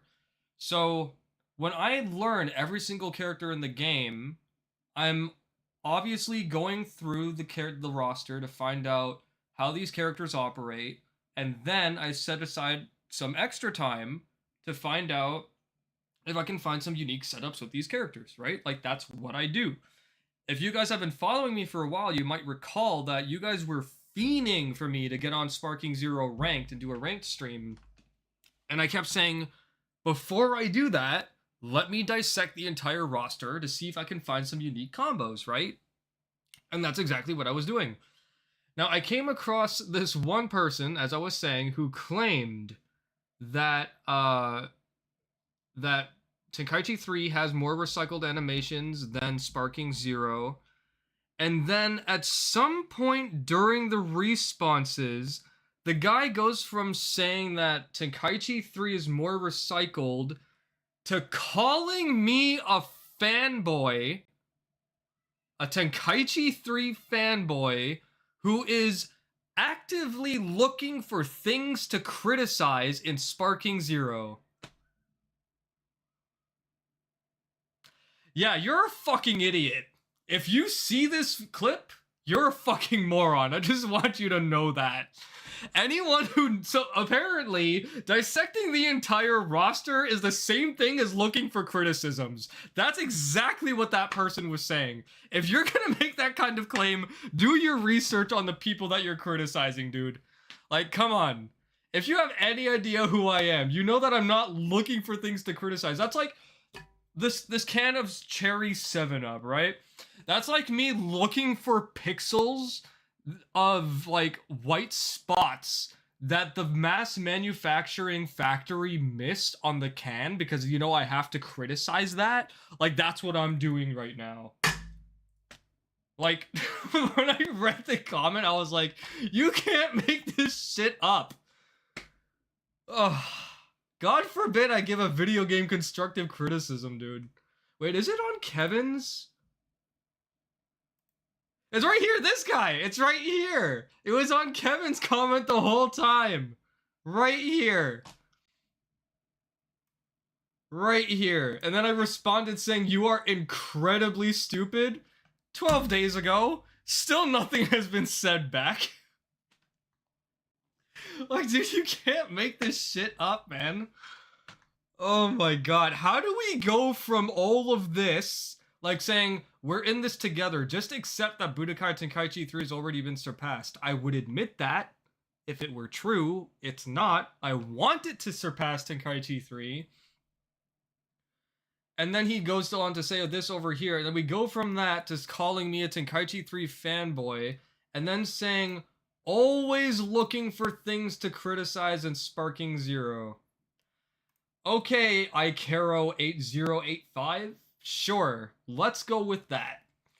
That's true, they did try with Sparking, but compared to older versions, it's such a downgrade. Yeah, and exactly, they get mad at you for pointing it out, which is why I believe in the pin of shame. We go with the pin of shame, bro. What's really starting to annoy me is the online ranked players defending the game, swearing there's nothing. That's been going on since the game came out, though, Jaden. Like, that's been an ongoing problem. That's been a thing since the game launched, honestly. Still am fiending for it. Don't worry, Atlas. When the DLC drops, I'll be back on the game. I just don't know how long I'll last mentally. Actually a freaking moron, because no way. Yeah, delusional human being. Final Fantasy VII fans are literally in the Bible for greed. Why? What's going on, Solid? Even if that wasn't the case, you go out of your way to play every character and don't notice those things.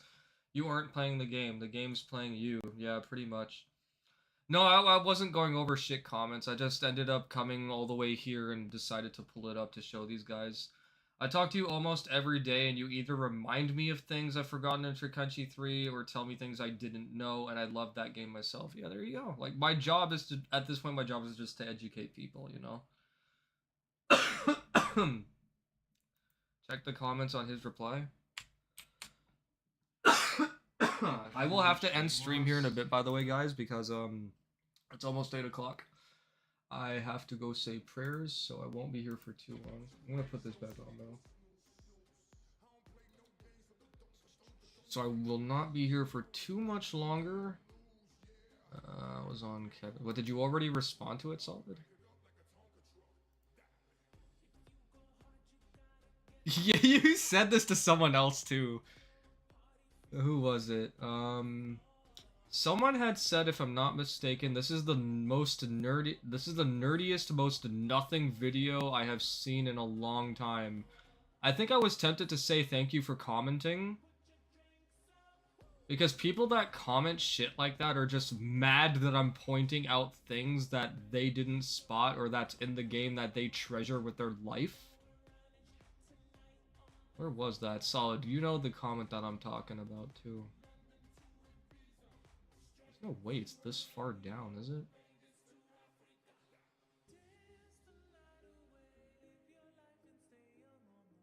I think I went too far. I definitely went too far. I'm gonna go back up to the top. Not even close. Check the comments on his reply. Still waiting on one more game mode. Man, these top 100 guys are nerds. Man, these top 100 guys are nerds. Like, what are you, a top player?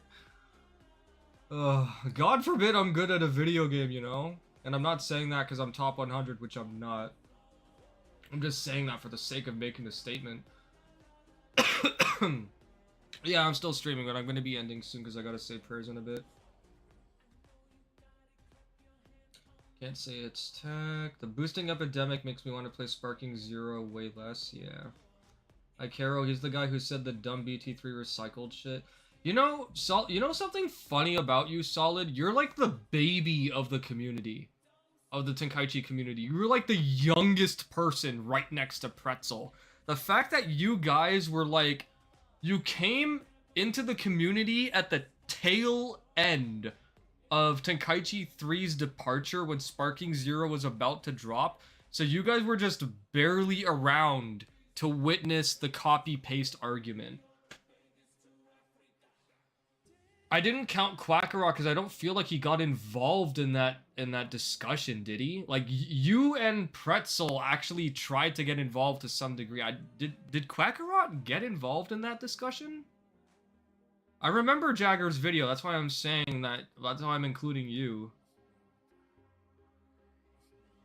But it's crazy to think about how late you guys actually came into that discussion, like, everyone in Tenkaichi plays the same, and then there's Sparking Zero where everyone actually plays the same.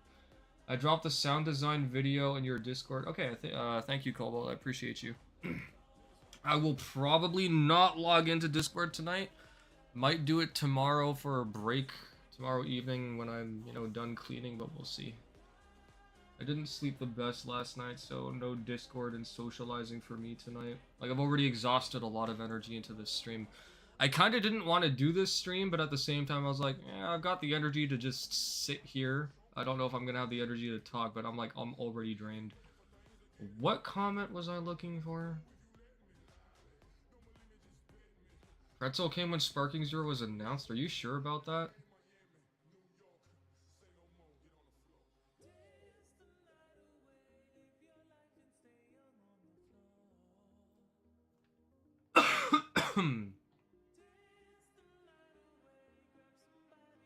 Where was that comment? Solid. No shot that the guy deleted his comment, right? Because if he deletes his comment, then all of our responses go with it.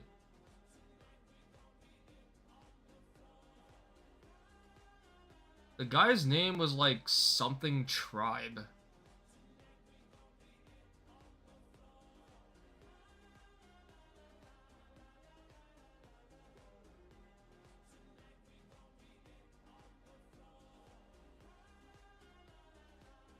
Am I blind? Oh, it's all the way at the bottom. This is probably the nerdiest and most nothing video I've seen in a long time. And then, of course, you know, I said this, contrary to what others may believe my outlook to be, there's a lot of love that's put into the game, but of course you kind of have to hunt for all that love and care. And Solid was like, enjoy the slop, bro. Like, this is probably the nerdiest and most nothing video I've seen in a long time. Okay, then why did you comment? 2 people agreed with this, so it's probably him and one other person who was hating on the video.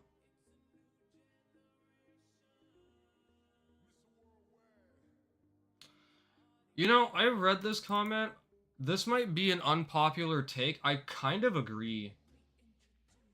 Because, apparently, Solid, I don't know if you remember, but when we were reviewing all that demo footage with, Creeps and the others, the game was apparently at, like, it wasn't anywhere near the speed that it is now.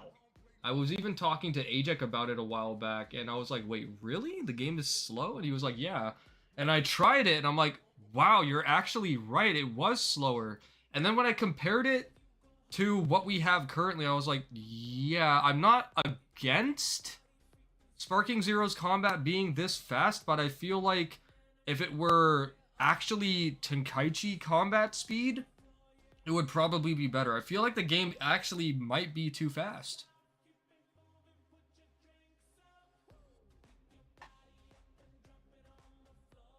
What, the current speed that we have now is intended? Speeding it up made Super Counter way better? Yeah.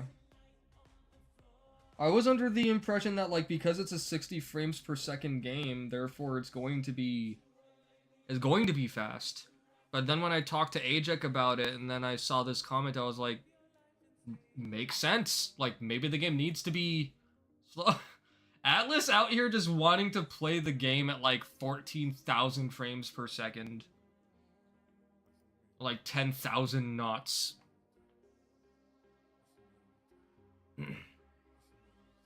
It's fast because people asked for it.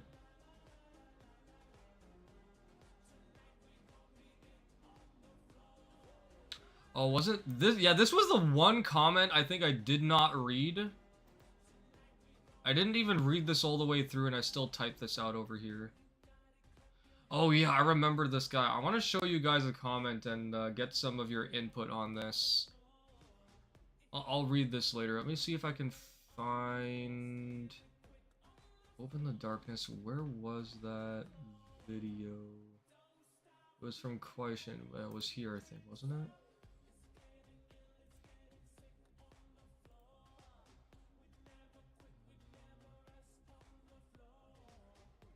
Proud of you for this, by the way, Solid. You know, you and Mystic Legend here having an amicable discussion over there. Where was that comment?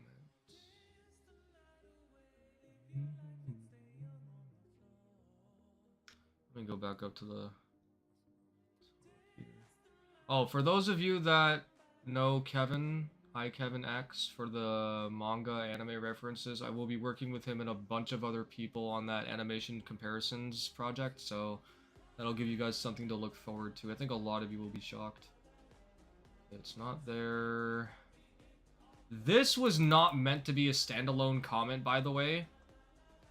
I was on mobile when I read another comment and I responded to it with this, and just YouTube mobile being YouTube mobile made it a standalone comment. So I was like, you know what, I'm just gonna roll with it. It has indeed, Solid. You're a baby. You're a Tenkaichi baby. Right next to Pretzel and Quacker. Yeah, Kevin and I have been friends for a while, so, let's see, where is that comment? Where is that comment? Here it is. So, this person said, even if the big new mode is ass, I have 5 new stages, 30 plus characters, costumes, and super attacks for days. I'm good for months. I couldn't have asked for more. I'm not worried, to be honest. Perfectly fine. If you're a casual player, that's all you care about, that's perfectly fine, because I clarified that before the video began, so more power to you. And then I said over here, as long as you're having fun, that's really all that matters, but the key in your wording is 4 months. A DLC like this shouldn't satisfy you only for months if the game is genuinely that enjoyable and has replay value. Then this person says, except that's how games are though. There's thousands upon thousands of games out there, so even if they really like a game, they'll move on for a while. Unless you're like a speedrunner or you have a very limited pool of games, you're not playing the same game every day for years on end. I really don't understand why people act like this is a Sparking Zero specific issue when you could say the same about every other game in existence. Replay value! That's the problem! Replay value! The mechanics in the previous Dragon Ball games were so good, it had people continuously flocking back to them. What does Sparking Zero have? That's the problem. Give me a few minutes, Dad. Yeah, I know it's already 8 o'clock. Can you give me like 5-10 more minutes? If you want to sit on your computer, I'll call you when I'm ready. So, the reason, what my statement here was based on, right? And if you guys want to read this before I get to it, that's fine. I do want your input regardless anyway. When games had replay value, whether it was a single player game or a multiplayer game, like it was so much fun to the point where you could constantly go back to it over and over and over again. Like I can't tell you guys how many times I played Super Mario World, Kirby's Nightmare in Dreamland, Yoshi's Island, Kingdom Hearts 4, Ratchet Deadlocked, Burnout Paradise, like all of these games were so much fun that you could go back to them. Now, it changes a little bit when you factor in a fighting game. Like, whether it's a traditional fighting game or an arena fighter, the subject changes a bit. How? If the game mechanics are good enough to the point that they allow you to express yourself in a way that you choose, or they're just super fun to the point where it actually feels balanced, or it gives you like an adrenaline rush or something of that nature. It has you constantly going back to that game over and over and over again. So I said this: the older games had enough content and solid gameplay mechanics to give them immense replay value accompanied by plenty of soul, which Sparking Zero lacks a lot of by comparison. Needless to say, Sparking Zero launched without Mission 100, did not have survival mode, and it's getting, I think, what is supposed to be Dragon Sim. We're not behaving as if it's a Sparking Zero specific issue. We're holding Sparking Zero to a standard that its predecessors maintained, while Sparking Zero itself released with not even half of the aforementioned content. And this goes back to a statement that my friend Mike Hollow, another content creator, made when I was on a podcast with him a while ago, where he said that he and I came from the same generation where games released, finished. They released as completed games. So looking at this was just really funny because he's right. That's literally what it was like. So, my camera is on, by the way, if you want to say hi, Dad. Hi. Ooh. My chat. My YouTube chat. Hardly anyone is in here, so there are 10 lucky viewers who get to see dear old Dad. You guys can wish my dad a happy belated birthday because he was 8 days before me. Happy birthday. To you. Oh. We'll agree to disagree regarding that being what games are for, because there are countless individuals who have returned to older games for the replayability and not nostalgia as people claim. There's a big difference between nostalgia playing and actual replay value. I can't count how many times I've beaten the vast majority of my Game Boy Advance games, Kingdom Hearts 2, and other games because they were genuinely enjoyable. They all say hi, Dad, and happy birthday. Thank you. Furthermore, if a fighting game's mechanics can be explored to discover techniques, enable player expression, and feel rewarding in the process, the replay value and enjoyment beyond what was initially expected is achieved. Tenkaichi 2 and Tenkaichi 3 and even the Budokai games accomplished this in spades. On Sparking Zero, due to most characters operating at identical speeds and being limited to the few characters we have thus far, which everyone keeps yelling about being exploits, so they'll probably be patched out soon because God forbid we explore mechanics in fighting games or arena fighters, which, by the way, if the Ghost Dash does get patched out, I'm just gonna stop playing Sparking Zero completely. We can't enjoy combat beyond that. Fighting game and single player, which is what your statement implied, just to reiterate and clarify the original point of this response and discussion, replay value are not the same. And this is why it matters so much for Sparking Zero. The mechanics contribute to this aspect. What did you guys think about that? Because, like, again, when you're comparing a single player game to a multiplayer game, whether it's a regular multiplayer game or a fighting game, the differences are actually quite big. Because when you're considering a fighting game, you start asking yourself, are the mechanics good enough that I can continuously come back to this game? Like, take Street Fighter 3 and 4. Perfect examples of games that are so good they're still being at EVOs. Like, come on, dude. Oh my god. That we should have got from the beginning, yeah. Atlas, you're 26? Wow, you're a lot older than I thought you'd be. I thought you were a little younger. I thought you were closer to doctor's age.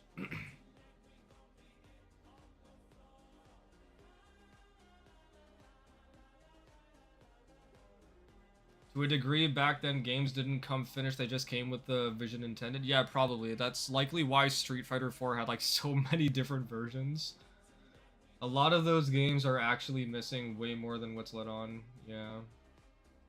Born smack middle of 2000. God damn. You're making me forget that I'm 33 now. Fighting games are inherently complex. Slight differences in animations make a big difference, but you actually need different animations for that, for sure. They still are released finished, it's just that online discourse will blow up negative games. Yeah, true. Same here, I've been playing since 16 when Tenkaichi 1 came out. Wish I had known a little bit more about communities back then.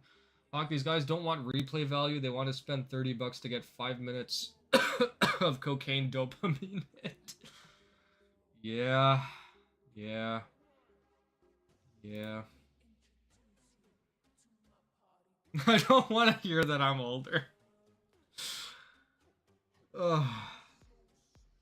Okay, I didn't see any of you guys other than Atlas and Solid probably contribute to here. So yeah, I'm about to get off, Atlas. So I will see you guys again maybe on Sunday or sometime next week with another Dragon Ball stream or maybe just a variety stream. I don't know yet, but yeah. Thanks for hanging out with me. I hope you guys enjoyed the stream. The reveals of Final Fantasy VII Revelation, Street Fighter 6 Tifa, and Stellar Blade, Blood Rain, and everything were phenomenal, so I'm glad we got that. You guys be well, stay safe. I will see you guys again soon. Take it easy. Cheers.